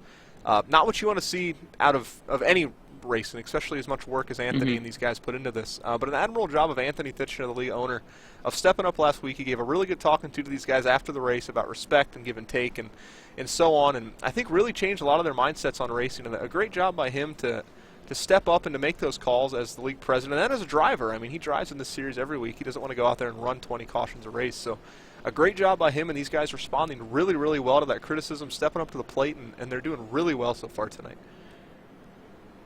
Yeah, absolutely, John. Doing a great job. And I do want to touch on, we talking about college night here, NCAA night all week long here at ECR. UConn women's national team have just won the national championship for a 10th time in the last 15 years. So doing a great job over there. Congratulations to them as college night continues here on ECR. I got to ask, what was the final score of that game? 63-53, a lot closer than a lot of people Really? thought. I was expecting a 30-point close blowout. game. UConn rolls people, but good game there. UConn, Luis Salmazo not having the night that the UConn women's teams had, but he's hanging in there 4 laps down our UConn car tonight, number 72, Luis Salmazo. No Notre Dame cars here tonight. Might have been one. Did it, Colin? And no Duke or Wisconsin either. I'm kind of surprised about that. Surprised more about the Duke than anything. Yeah, Duke usually one of the top 3 most popular. We got a UNC car. I kind of wish we had a Duke out there for those guys to, duke it out, no pun intended. It's been a long night, folks. Here we go, John. Getting ready to go green here. The issues have been sorted out. Mark Figueroa did take the outside lane.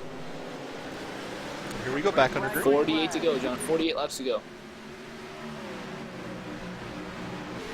What a great restart on that outside line. Very surprising. I've seen a lot of guys take it. I don't know if it's going to help them enter into one or what, but those guys have really been able to enjoy that outside lane on a restart. Charles Silver up to 3rd place. Chuck Carroll right behind him in 4th.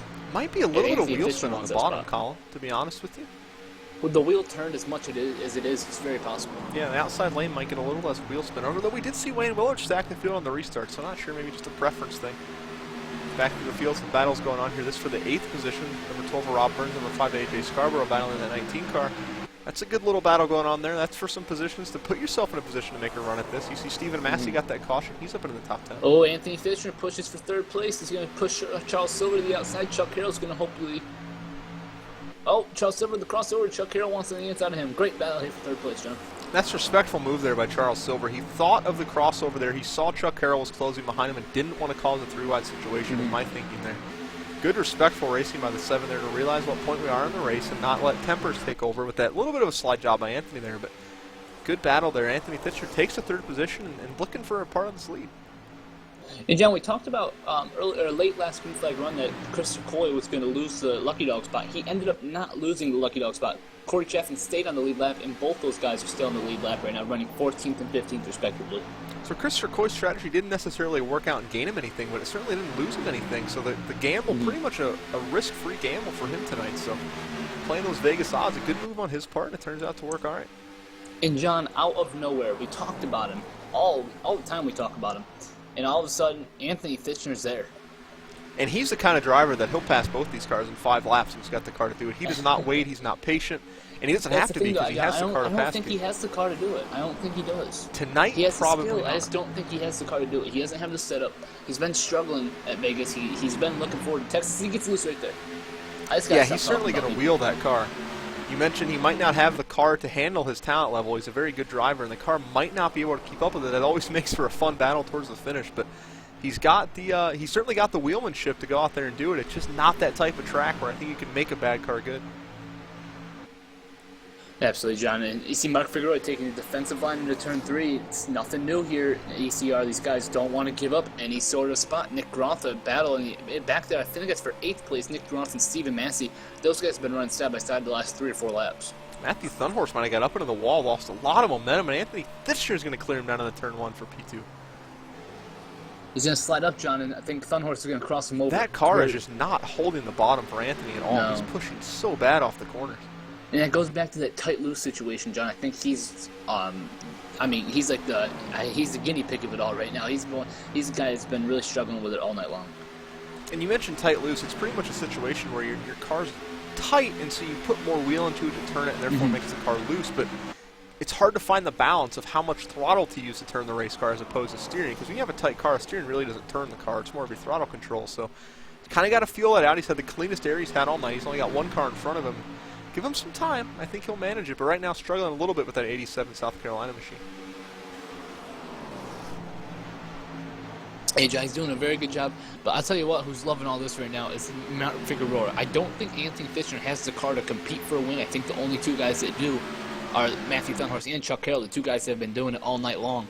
So I think Mark Figueroa having that Anthony Fitchner in between those two drivers, I think that's going to really help him out. We got Carr up in the wall. Not sure who that is. I think it's Rob Burns in the 12. Oh, we got Carr wrecking in the back. Aaron Vincent, Nick Gross spinning down off turn 2.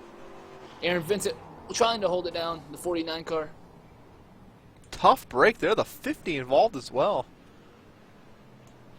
Going to go back and take a look for you here, folks. Tight racing. The 49 just comes up and turns the 19. I don't think any just a contact little was loose. made there.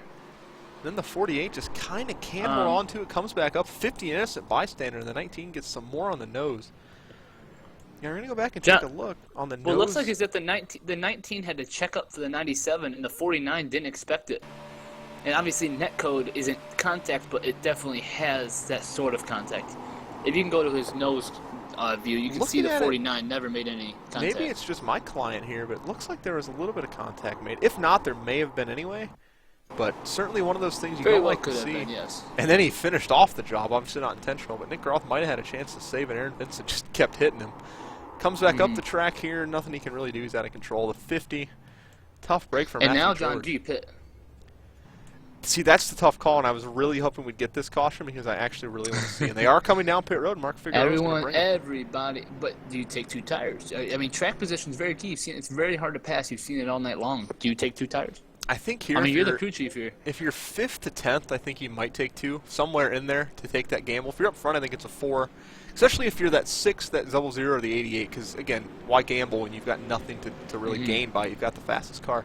If you're somewhere in the back of your Charles Silver, you might take 2. Stephen Mast, you might take 2. I don't see many guys. There's still 40 laps to go. We're probably going to get another caution. We'll see here. It looks pretty much, 4 tires all around for these guys. Oh, Anthony Fitchner is going to be the first off pit road, I think. He is. Anthony We have a Fitchner new gets leader. him. And Justin Bland spins off pit road, maybe a little contact. Going to go back and get you a look here. What happened to that 65 car? Looks like he just accelerated too early. See, he's getting the left side's done here. He's going to drop the jack. Perfectly fine pit exit. Yeah, it looks like he just stepped on the gas just a little bit too early. And he caught that front end pretty good.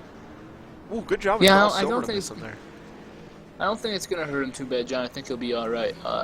In real life, that might be terminal. On iRacing, that's probably just a little bump and scratch. Now, if you bury the front end of a stock car into a concrete wall without a safer barrier in real life, probably going to tear the front end off. Right there, though, I think he'll be okay. That was very minute contact. Well, John, I'll tell you who loves this caution, and that's our Mr. Tony Stewart. Luis Salmazo got the lucky dog there. Only 3 laps down now after trouble very early on tonight. Only 3 laps down, currently in the 16th position. Hopefully get a couple more cautions if you're Luis, and you can maybe get back on the lead lap. I was just going to say to your point there, it may not seem like a lot to get that lucky dog, but we've seen the racing ramp up. These guys are packed back into tight bundles, and you know, this is the same group of guys that had 20 cautions last week. Not saying they're going to do that again, but these guys love to race, and they don't want to sit back and watch while someone drives away with the win. So certainly going to pick up the intensity here, and with intensity comes cautions through no fault of anyone, but just going to get that battle going. We saw it there with Aaron Vincent. Not intentional, not dirty, just a little bit of a misjudgment. And that happens when you're racing that tight, that hard for these crucial point positions. Yeah, John, you mentioned crucial point positions exactly, with the exception of the 87 of Anthony Fitchner, who's currently the leader, and Sean Medley, who's 8 laps down. Somebody could very well qualify for the chase tonight with a victory. Yeah, unless Anthony Fitchner win this, we will have another chase contender locked in tonight, and Anthony Fitchner very well could win it. As we said, I don't think he has the fastest car, but he's certainly got some of the most talent out there on the racetrack. He's been doing this a very, very long time, and we know he's a very smart, very professional race car driver. And he's got the ability to. It'll be interesting to see if he can take a car that maybe isn't the fastest and steal one here tonight at Vegas. Yeah, very well could, John. And I just want to point out that some of the fastest guys we've seen all night long, Kevin Cook, Aaron Vincent, Justin Bland, Nick Groth, Matthew George, some of them involved in that accident just now, are falling back. They're 11th through 15th respectively. And you got guys who haven't been up front at all. Corey Chaffin, Chris Coy are currently 9th and 10th respectively, as these guys double file up for the green flag next time by. Quick note to Luis Salmazo fans' points here. Luis Salmazo really, really bad spot now. Showing Nick Groth and Matthew George both a lap down. And Matthew George. So that all but does it for Luis Salmazo, unless those guys are caught up in a wreck. The next 2 lucky dogs will not go to Luis, and not going to get that many cautions. I don't think, can't get that many cautions, I don't think, numerically wise, to get himself back on the lead. Oh, it's a tough break for Luis. John, haven't you learned not to count anything out? That's true. No Luis matter could what the pass all these situation. cars 3 times knowing iRacing. So. I mean, Bill Elliott, Talladega, 1981. Yes, sir. You never know. It is NASCAR racing. These guys pull some things out of their hats. Luis certainly got a much longer road ahead of him now, but for all you 72 fans at home, 3 laps down currently, and stuck behind 2 other cars. We're getting ready to go green here. Your top 3, Anthony Titchener, Mark Figueroa, Matthew Thunhorst. Chuck Harrell obviously been in it all night long, leading some of this race in the 4th position, and Rob Burns running out your top 5 in that Penn State car up to 5th, excuse me. Yeah, John, AJ Scarborough 6th, Stephen Massey 7th, Charles Silver 8th, Corey Chaffin and Chris Coy round out the top 10, with Kevin Cook, Justin Bland, and Aaron Vincent rounding out the rest of the lead lap cars. Only 13 cars left on the lead lap as the pace car makes his hard left turn down pit road. Anthony Titchener, always great at these restart games, and he's right there. Spins some tires a little bit. He did take the outside again, a point to note there. Something to look forward to as we go down the end of the race. And a big knot now for second. Mark Figueroa did not get going, and Matthew Thunhorst is there. Contact the 5 around. Scarborough. Can he save it? What a save by AJ. And AJ Scarborough with a very Kyle Busch-esque save right there. Great save. That is one of the hardest things to do, is save a car on the banking of a corner, and he just did it perfectly there. Only going to lose 7 spots, I think, back to 11th. So what a save and John by the Anthony 5 car. Titchener loose off turn 4. What a save. Great catch for the 87 there. Had to lift out of it. Mark Figueroa, Matthew Thunhorst, and Chuck Harrell closing in. We mentioned the intensity ramping up here towards the end of this race. These guys not saving anything now. They're good to the end on fuel. They're good to the end on tires. Now it's just who's got the best race car. Pedal to the metal, and these guys are flying around this racetrack. Loose cars everywhere. John, Anthony Titchener already qualified for the chase. He's out there just having fun in his South Carolina Gamecock Chevrolet SS number 87. He's out there doing this for fun right now. He's qualified for the chase. He doesn't have to worry about anything. He's going out there and he's trying to get some wins. But for anyone that knows Anthony Titchener, it doesn't matter if he's qualified for the chase race 1, race 26. It does not matter. He wants to win. He's very competitive. He takes this very, very seriously. Builds these setups probably better than anyone I've ever known personally, and he flies in the number 87 car. So probably doesn't have the best car tonight, but his will to win is really carrying him forward here. He's driven that thing. He qualified 12th. He hasn't had the best run in the first run of the race. He found himself in 5th after the first cycle of green flag pit stops, and now he's gapped in one of the biggest gaps we've seen all night. And John, we've talked about those 3 cars, Figueroa, Matthew Thunhorst, and Chuck Harrell, all battling for the lead all night long. And all those guys are battling for second, while at the same time trying to reel in the 87. So they got multitask right now if they're going to want anything to do with this win. It'll certainly be interesting. Anthony Titchener's had a pretty good short-run car. I don't know how it's been in the long run. We haven't really had a long run with him up front. It'll be interesting to see over the long run. Right now, if you're Mark Figueroa and Matthew Thunhorst, how much do you want to battle? We've only got 33 laps to go. If you lose touch with that leader when you get a caution, he just Sunday drives away with it. Well, John, I just want to say, not of any fault of the league. You mentioned earlier just racing. I don't think we're done with cautions yet. No, these guys doing some battle back in the pack here. We got a really good battle going on, 9th through about 12th position. And it's Las Vegas. This is a very fast, very slippery racetrack for what it is, and these guys really driving these cars. See the 5 still hanging in there. Surprised after that huge slide in turn 1 for the contact with, I believe it was the 6 car. Good job with him hanging on to it. He's kept those tires in check, and he's working on Justin Bland right now for the 9th position. John, you mentioned it. It's Vegas. It's slick. It's hot. It's fast. It's everything. And it's also Vegas. Anything happens in Vegas. Vegas, one of those tracks over the years where storylines seem to write themselves. This is a very different racetrack. Again, we mentioned if you have a good car, you're probably going to do well, but it's such an easy track to get the hang of and such a hard track to master. A lot of guys can really come out here and run well that you don't usually see, and think we're seeing that tonight. Obviously, Anthony Titchener with 2 wins already this season out front, but these next 3, you know, except for Matthew Thunhorst, still pretty new to the series, but he's ran well. Mark Figueroa and Chuck Harrell having good runs tonight. And John, I just want to point out that storylines also, not only do they write themselves, but they're very trends. I'd like to say our trends are very consistent.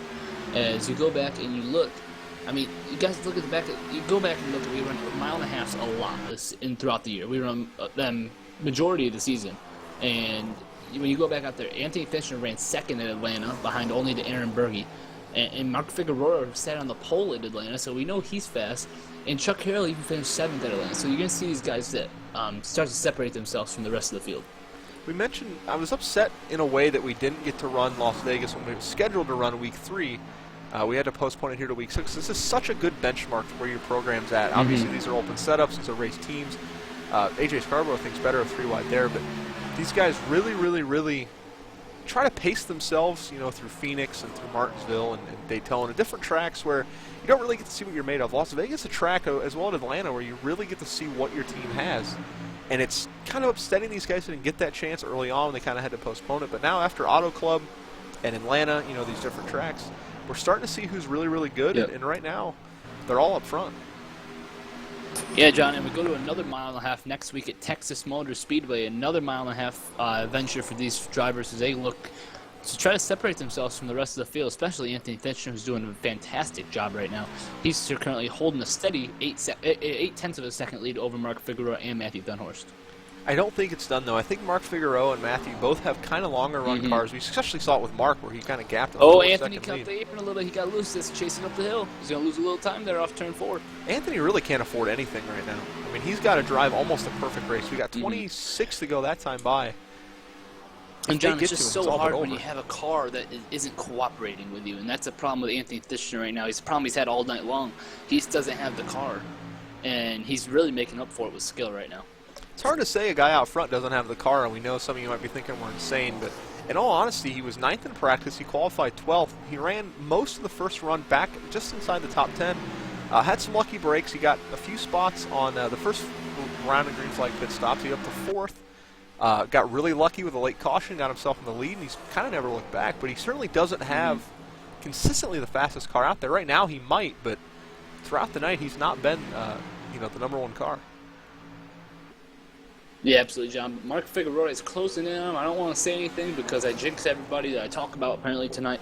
But Mark Figueroa and Matthew Thunhorst both closing in on Anthony Titchener slowly but steadily, as we're going to have 24 laps to go, this time by only 24 laps to go around this 1.5 mile oval. Time's certainly ticking down, and this race has ticked by. We're only, just over an hour into this race, and we're just about complete. These guys have run one heck of a race. I want to give another shout to the league in general. Coming off last week's race at Martinsville, they've done an excellent job rebounding in a really fun race to watch tonight. Been really good battling up front, and I don't think we're done with it yet. Mark Figueroa drives it hard and makes up some time on Anthony Titchener. Got great battles all the way throughout the track, John. These guys have really separated themselves. AJ Scarborough seems to be stalling out in 9th place after he got by Justin Bland in 65. But the battle, I think, is going to be for the lead. Obviously, it's how you always want to finish a race, but Mark Figueroa closing in just about a 1/2 a lap on the leader, Anthony Titchener, and Matthew Thunhorst losing about a 1/2 to Mark Figueroa a lap. So these guys are running very steady lap times, and they're running very consistent, and Mark Figueroa looks to take the lead over from Anthony Titchener. I kind of have to swallow my words because earlier I said that I thought Matthew Thunhorst had the car to beat, and he put himself in a position to be up there, and right now his car's just not doing what he wanted to. He's not as fast as he was. I thought maybe he was saving a little bit earlier. Maybe he wasn't. Maybe his car is just not coming to him when he needs it to. I mean, obviously 3rd is not a bad place to be, but I thought he'd be the one to have something for the leader, and Mark Figueroa would be that 3rd place car. But right now Mark is showing me up, and he's only 2/10 off his bumper.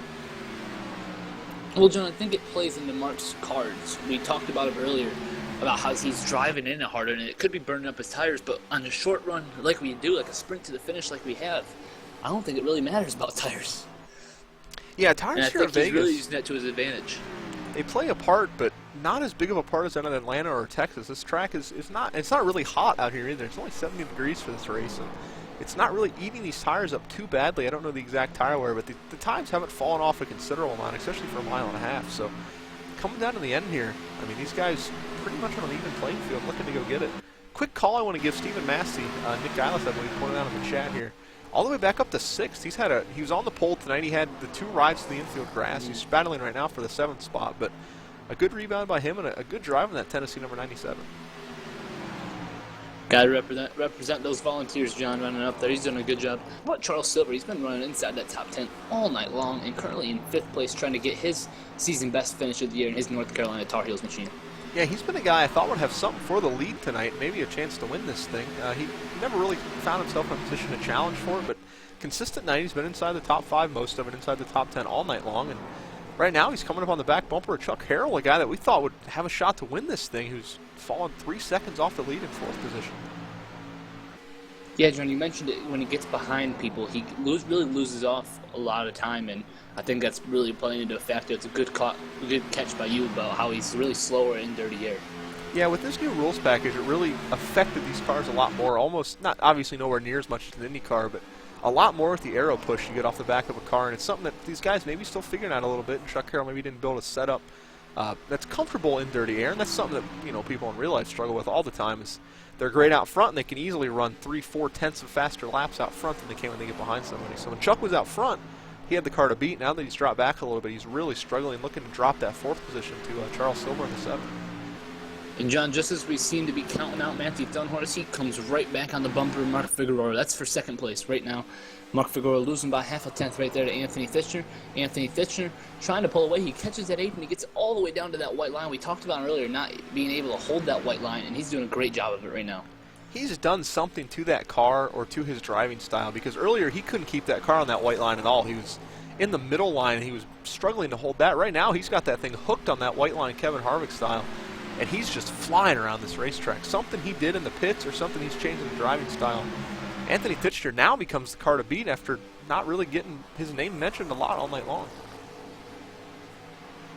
Absolutely, John. And right now we mentioned Matthew Dunhorse being in a spoiler sandwich. Right now, Mark Figueroa is in an SEC sandwich. South Carolina and Mizzou running 1st and 3rd. Right in the middle of them is Mark Figueroa in the National Guard 00 machine, trying to not lose touch of Anthony Fitchner right now. Yeah, if Anthony Fitchner gets much farther out, I think it's his race to lose. I think it's already his race to lose in a sense, but if he gets out to about a 2nd, where there's only 15 laps to go, it's going to take a slip now. It's hard to gain that much time on a track like Las Vegas. Looking back in the pack, though, Stephen Massey up to 5th, passes Charles Silver. Now they're looking for Chuck Harrell in that 88, so Stephen Massey, a great rebound. We have right here, John. Yeah, these guys 4th all the over way each back other. to about 9th, all within by half a second to a second of each other. Great battle. Very fun to watch right now for 5th on back. Kevin Cook rebounded really nicely after pitting on that last run of pit stop. Oh, Charles Silver gets loose. Charles Silver, great job to hang on to that race car. We gave Kevin Cook a shout in the beginning of the race here about a guy that we wanted to keep an eye on tonight. He's running that Tennessee Tech car, a very nice-looking paint scheme, and a guy that was okay in practice. He qualified okay, and he's kind of had an okay night. I thought he'd improve and maybe Battle down the backstretch on Rob Burns and Charles Silver. That's Charles Silver was making headway. Now he's losing a lot of ground. Yeah, as soon as we talked about him. Yeah, it's that old motive jinx we put on him there. He was all the way up battling for the 4th position. Now he's fallen all the way back to 8th. That car really going away from him. Now he's going to lose 9th, it looks like, to A.J. Scarborough. Yeah, he shuts the door on AJ right there. Good move, I think. Defensive move. Probably not the smartest move to play, especially when you're on hot tires like that. But you gotta do what you gotta do. He's looking to prevent himself. We were talking about him doing a great job running, maybe even getting a top 5, but he's falling all the way back to 8th right now into the clutches of AJ Scarborough for tonight. And as we wind down the race, folks, I want to give a quick shout here to MOTV. We do broadcast every single Tuesday night, 9:23 Eastern Time, right here on this channel. Go ahead and throw the channel a follow. I'll throw our Twitters up on the screen here for just a second. You see the league there at ECR_league. Our personal broadcast Twitter at Moist_online, and Colin and I's personal Twitters as well. We are live here. Qualifying starts about 9:30 Eastern every night. The green flag about 9:40, 9:35. So if you guys want to come on back, Tuesday nights, we're live here. This is only week 6. Got 30 more to go. We run the exact Sprint Cup schedule. This was our week 3 race that got postponed due to some issues with iRacing. We are making it up here. So we follow the Sprint Cup schedule, and we thank you all again for coming out tonight. We got a great battle down the stretch here. Mark Figueroa closing back in. Something's wrong with the 87. Yeah, the 87 way off the pace. He's not off the pace. He's running a weird line in the entry to 3. He's running low, and it's really hurting him on exit. Mark Figueroa is there, John. That lap car at 19 may have slowed him up a little bit. Well, he was running. He entered low. I don't know if he's trying to take a defensive on, but something's wrong with that 87. Yeah, not what we expected. He was out to over a second lead, and Mark Figueroa right there. Caution on the And the racetrack. caution is out, and all that goes to nothing. And Mark Kevin Figueroa Cook and does Charles not wanna Silver are see going to that. be in it. Two guys we had my. talked about. Kevin Cook had a great rebound. Charles Silver was slipping, and these two are going to be the caution here. Go back and take a look. Looks like they're side-by-side off of 4. Charles Silver just gets loose again. Just gets loose. Couldn't hold my on goodness. to it. Obviously, nothing you And can Kevin do there. Cook currently second in points right now. Kevin Cook, That's not gonna the hurt break him. he wanted. Now, question, John. Let me go back I'd here. love to keep talking about those guys. I'd hate to see them wreck, but we have to bring up the question: do you pit? I think With only 11 cars on the lead lap, do you pit? if you're Anthony Ditcher, I'm not sure you can. If you're everybody else, I think if you're in the top, if you're in the top 3, you can't pit. if you're in you the can't. top 3, it's a really hard call to make. Because if you pit, you essentially throw away your chance at a victory. Mm-hmm. I mean, but if you don't pit, then you've got And in this new system, John, new playoff system, a win is everything. a win's everything. I mean, second place, especially if you're someone like Anthony Ditcher who's already locked in Mm-hmm. the chase, means absolutely nothing. So, I think you stay out. I think if you're in 6th, maybe you come in. If you're in a Stephen Massey spot, maybe a Rob Yeah. Burns, you pit. You got really nothing to lose. There's only I think if you're 13 Christopher cars on Coy, the lead Aaron lap. Vincent, Corey Chaffin, I think you and they pit do no matter come. what. Anthony Ditcher on pit Anthony road. Ditcher, they do. Chuck Harrell stays out. Oh, and he's a sitting duck. That's not. If you're Chuck Harrell, Wow. that is the last thing you wanted to see is all those cars on pit road. Now the question is, 1 or 2, or 2 or 4, excuse me. Well, one tire. If you're Aaron Berge, it might be 1 or 2. If you're everybody Aaron else, Berge, 2 or one 4. I think you have to take 4. If you I think come down, 4's you the have call to take here 4. as well. Two See, Anthony tires, you Ditcher's haven't, gonna be you the haven't guinea run pig. 2 tires all night long. Anthony I think if Ditcher you is have- going to take 4. Yeah, if you haven't taken 2 tires all night long, you can't. I don't see why you can. Why Matthew you would. Thunhorse with a 2-tire stop. Matthew Thunhorse does take 2 tires. I think that's Aaron Vincent. Aaron Vincent might have taken 2 tires as well. Justin Bland with a 2-tire stop. And Mark Figueroa is AJ the Scarborough. big loser, John. Yeah, Mark Figueroa going to lose a lot of spots. He's still on pit road. Or excuse me, no, He's he's, right not. He's there. He off comes pit up. road. Justin Bland get caught speeding? No, he did not. Okay. Oh my, that would have been rough. A whole array of strategies played there. You got your leader, Chuck Harrell, stayed out. Matthew Thunhorse took 2. Anthony Ditcher took 4. 4th place, Justin Bland took 2, I believe. Mark Figueroa took 4. And then everybody else behind them, well, AJ Scarborough, Aaron Vincent, I think, took 2. And then Stephen Massey, Rob Burns took 4. So, Well, John, let's see if we can get a word here with Justin Bland, the 65 machine, our inner supporter. Mr. Justin Bland, I told you we weren't going to be done talking to you tonight, man. What's going through your mind right now? You're going to restart 4th on the second tire, or second car with 4 fresh tires. What's going through your mind right now as you look to hopefully get a win? Biggest thing here is I gotta hope everybody else gets a good restart. I gotta hope I get my restart good. I gotta execute here. Everything's got to be perfect. Any mistake can ruin this whole thing for me. So it depends on a lot of different things. Absolutely, man. Well, you're going to restart 4th. You hope, I mean, you got to wonder, the 88's going to spin his tires. He's going to have to. I mean, he's on 30-lap old tires. The 6 is on 2 tires. He could very well spin his tires as well. I think you're going to have a 5-lap shootout. What do you have to look for here in your South Florida machine? I mean, you want them to get messed up? Do you want them to get a great restart? Do you want them to get good runs until you get a better run? The big thing for me right now is, as bad as it sounds, I want them to kind of mess the restart up a little bit so I can stay with them. And as long as if I can stay with them, that's going to be my best chance. As long as I can match my lines with other people, I'm okay. As soon as I get strained out, that's when I start to suffer. That's what really seemed to be hurting me in the last run. Well, you've been out there with everybody all night long. With these tire calls, staying out, 2-tire, 4-tire, who's the guy to beat right now? Honestly, I think hard to beat the 87. I know me and the 6 are on 2. I actually took 2. That's why I gained about 5 spots on pit road because of it. So right now, the big thing for me is to try to keep my position. Now, if a caution comes out, it's over. So what? Exactly. I mean, that played into the decision a lot. If something happens here, especially on the restart, I gained 6 spots. I was running 10 before that caution came out. So as long as I can hold on to positions, this is a good call in my opinion. So we'll just see how this restart goes, and I don't know. A little sketchy. I'm nervous. Absolutely, man. Well, good luck on the restart, buddy. You got 5 laps to go on the restart. Good luck tonight. I appreciate it, guys. Hopefully I can bring the USF card to victory. And that was your Well, number John. 65 USF Chevy SS driver and race reporter Justin Bland. And Colin, here we go. What's going to happen? I mean, we got to remind everybody back home, we don't have green-white checkers. We don't have one-lap shootouts. If a caution comes out on this restart, it's all over. It's over.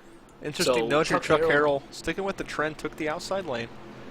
You mentioned wheel he's spin on in old your tires. interview He's going to there. spin his tires. He's going You to spin have his to. tires. He's gonna, the car's going to yank to the right. It's just a matter of fact of minimizing the yank. He's going to have to be ready for it. I know he's going to be ready for it. It's just a matter of who can get the Right less. now, Everyone's going to have wheel spin. This is going to be whoever can get the least amount. If you look at this field, Anthony Titchener's in the best position. He's right there Mm-hmm. in third. The inside line's going to get the best restart, at least from what we think. And if he can get going, he can pass both these cars, and if they wreck, it's all over. So you've got to go, and you got to go now, because as you mentioned, a caution ends it. And these guys certainly all bunched up, and the intensity is going to be crazy here. So Well, 5 John, laps to go, folks. We're going to find out right here, man. It's all getting ready to boil down Here to we this. go. Matthew Come on. Thornhorse, Chuck Harrell on the front row. Chuck Harrell is your leader This on the car's in, outside. baby. Here we go. Chuck Harrell is going to go. Chuck Harrell gets a great jump. You see the wheel spin right there. You see the wheel spin. You see it yank to the right there. Matthew Dunhorse with those two tires. He doesn't want to finish in the Cinderella seat again, man. He wants to go. He doesn't want to be the bridesmaid no more. Justin Right Bland now, in if you're fourth. Chuck Harrell, that caution has to come out. Oh, Anthony Titchener has Anthony a run to Titchener would have moved to the off bottom. turn 2 for the lead. What a move by Anthony Titchener. And they turn him! And Anthony Titchener's going to Anthony Titchener wins at Chuck Harrell. Matthew Thornhorse comes back across the track. What a great job to Oh, miss my him. goodness. What a move down the finish there. He went for it. You got to give him credit. Yeah, he tried sticking on the outside right there, and This is the chase, folks. It's a win and you're in. the 6 just And it came down. I looks- think he tried side drafting the 88, and It's a really tough call on what happened there. I don't know. Mm-hmm. We'll get a bit of a And closer we just look talked here. to Justin Bland. He's gonna finish second. Wow. I think the 6 came down right there. In my opinion, that's exactly what looked like to happen. Looks like just one of those racing deals. I mean, the 6 is there, and the 88 maybe wiggles, and the 6 wiggles, and they just kind of get the same spot at the same time. Tough break. I mean, for both those guys, I think more so for Chuck Harrell. Just kind of trying to stay out of the way there and hold on to positions. And Matthew Thunhorst, you can't fault anybody there. It's the end of the race. No, it's a win and it's you're the end of the in. race. They're going for everything they can, and But how about Justin that's what Bland? happens. Yeah, Second place for Justin Bland after being How in about that? 12th before the last caution. Two-tire that pit is stop, he insane. gets his caution, and he's going to come home second. Yeah, What a and run that's for awesome him. to have our in-race reporter up there. We're going to talk to him one more time in the end, but how Another about call, that? Aaron Vincent at one point was 13th, 2 seconds from going a lap down. He comes home second. Stephen Massey about rode that? through the grass 3 times Christopher tonight. Coy's in 8th. AJ Scarborough, we haven't called his name all night except for the right front damage. He's going to come home in the top 5 and 4th. And I think Luis Salmazo is going to come home 14th. So not a bad night for Luis. He's in a wreck. He goes 4 laps down.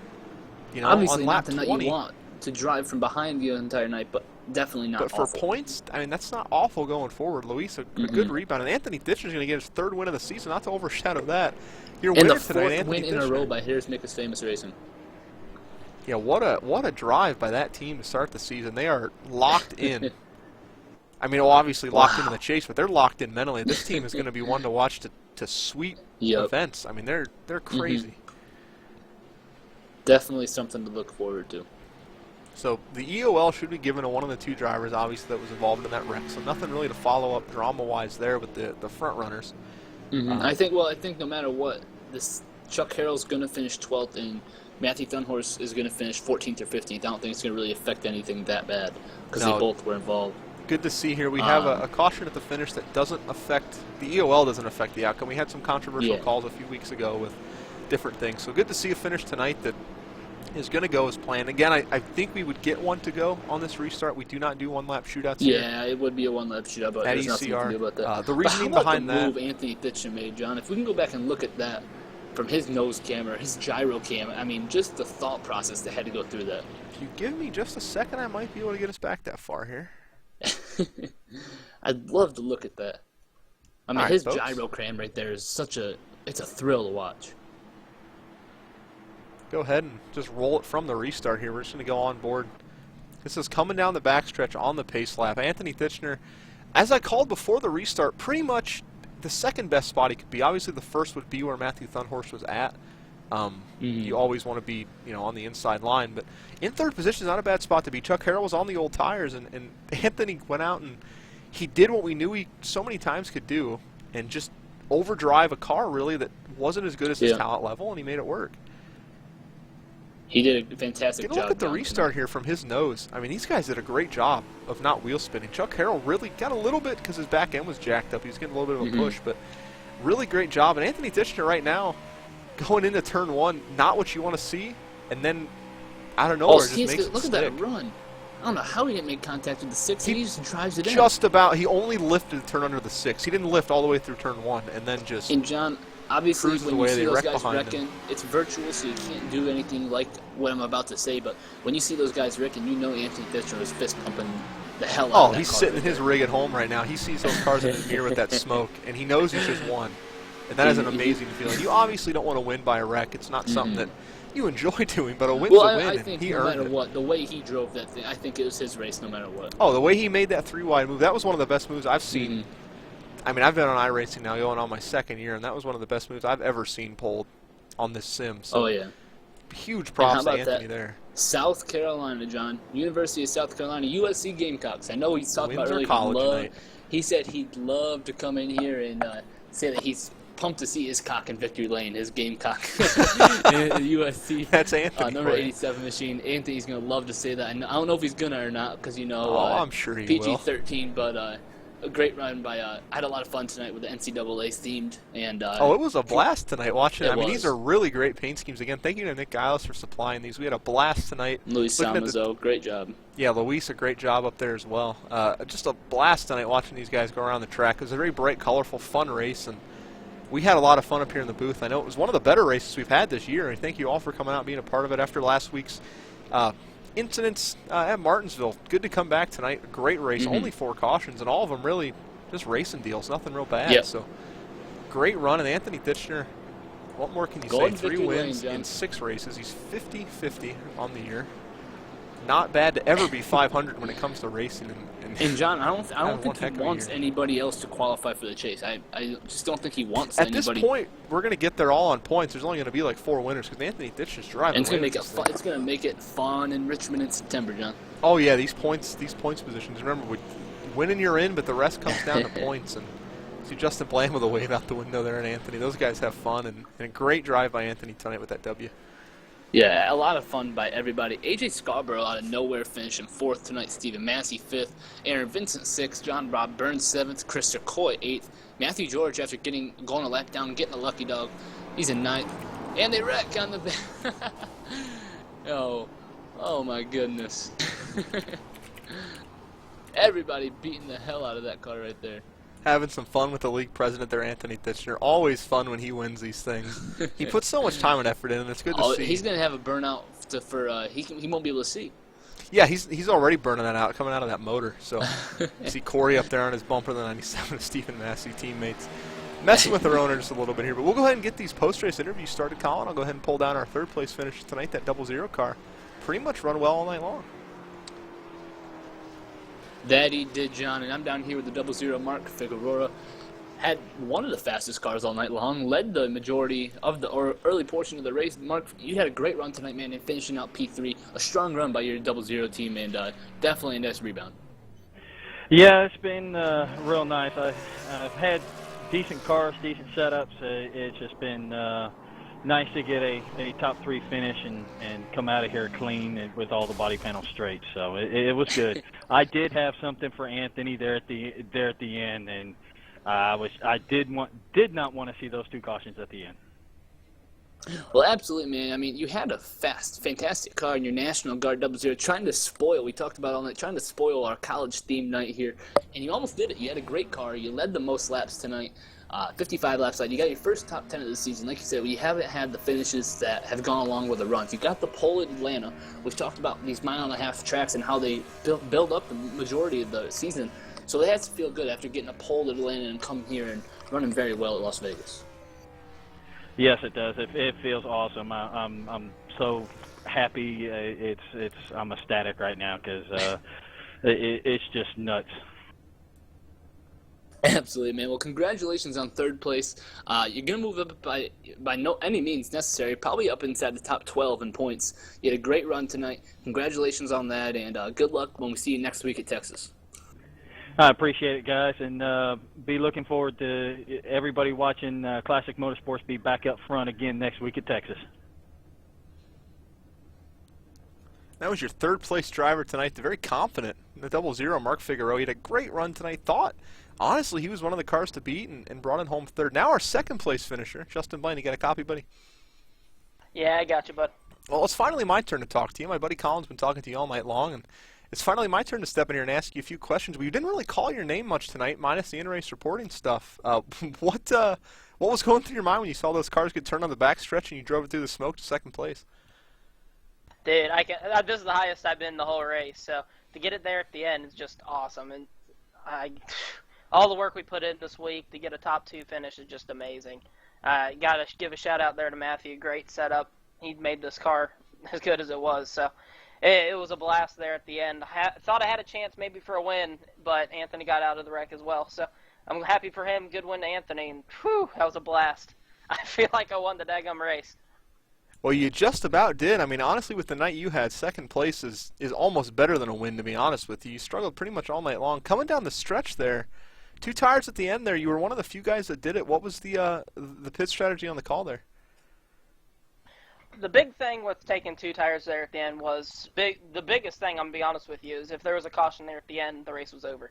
So the field froze wherever I'd be. I was hoping I'd only lose a couple spots. Anything better than when I came in, which was 9th, which definitely worked even better than I was planning to. So, yeah, it was just mainly for positions. I wasn't planning on even competing for a win there at the end. It was just a matter of getting better spots than what I would have had if I took 4. So, capitalized, and I'm really happy about it. Well, a great move there, 9th to 2nd on that last round of pit stops there. And Justin Blaine comes home 2nd tonight. Congratulations, buddy. We look forward to seeing you do some more at Texas. Thanks, you man.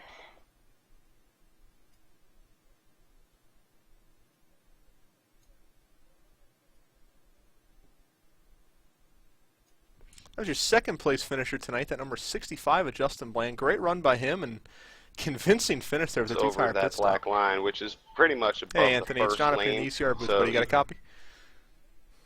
Yep, you just were going over a couple things with the cautions there, but how you doing?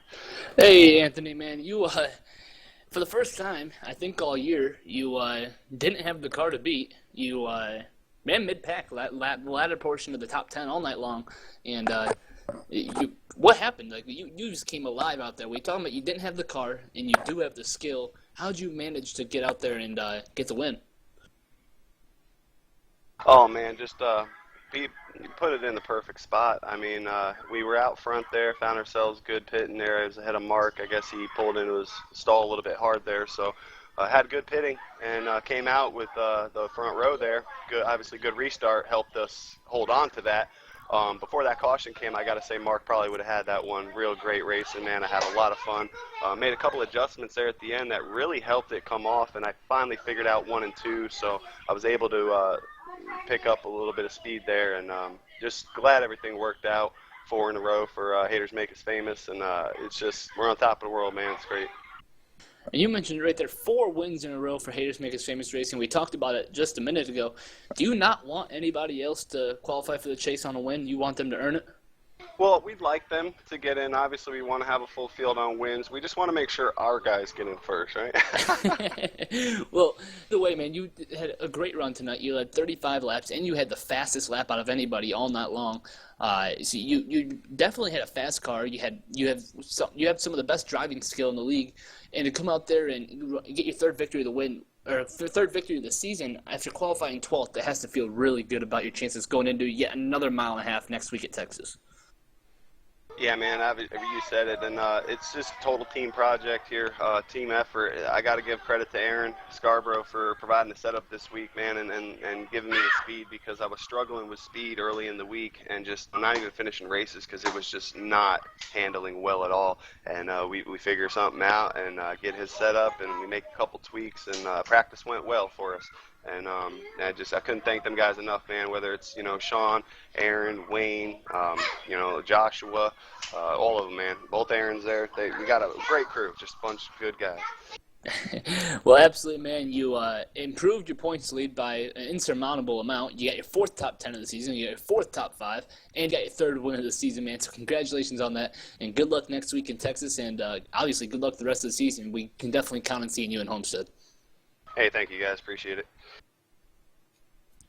And that was what shouldn't be a surprise, but kind of is tonight. Your winner, Anthony Ditcher, the number 87 South Carolina Gamecocks Chevy SS. So, Colin, coming off last week at Martinsville, we had the 20 cautions, and the race we'd really rather forget. Into tonight in Las Vegas with a phenomenal race, and one that I think we're going to remember come Homestead.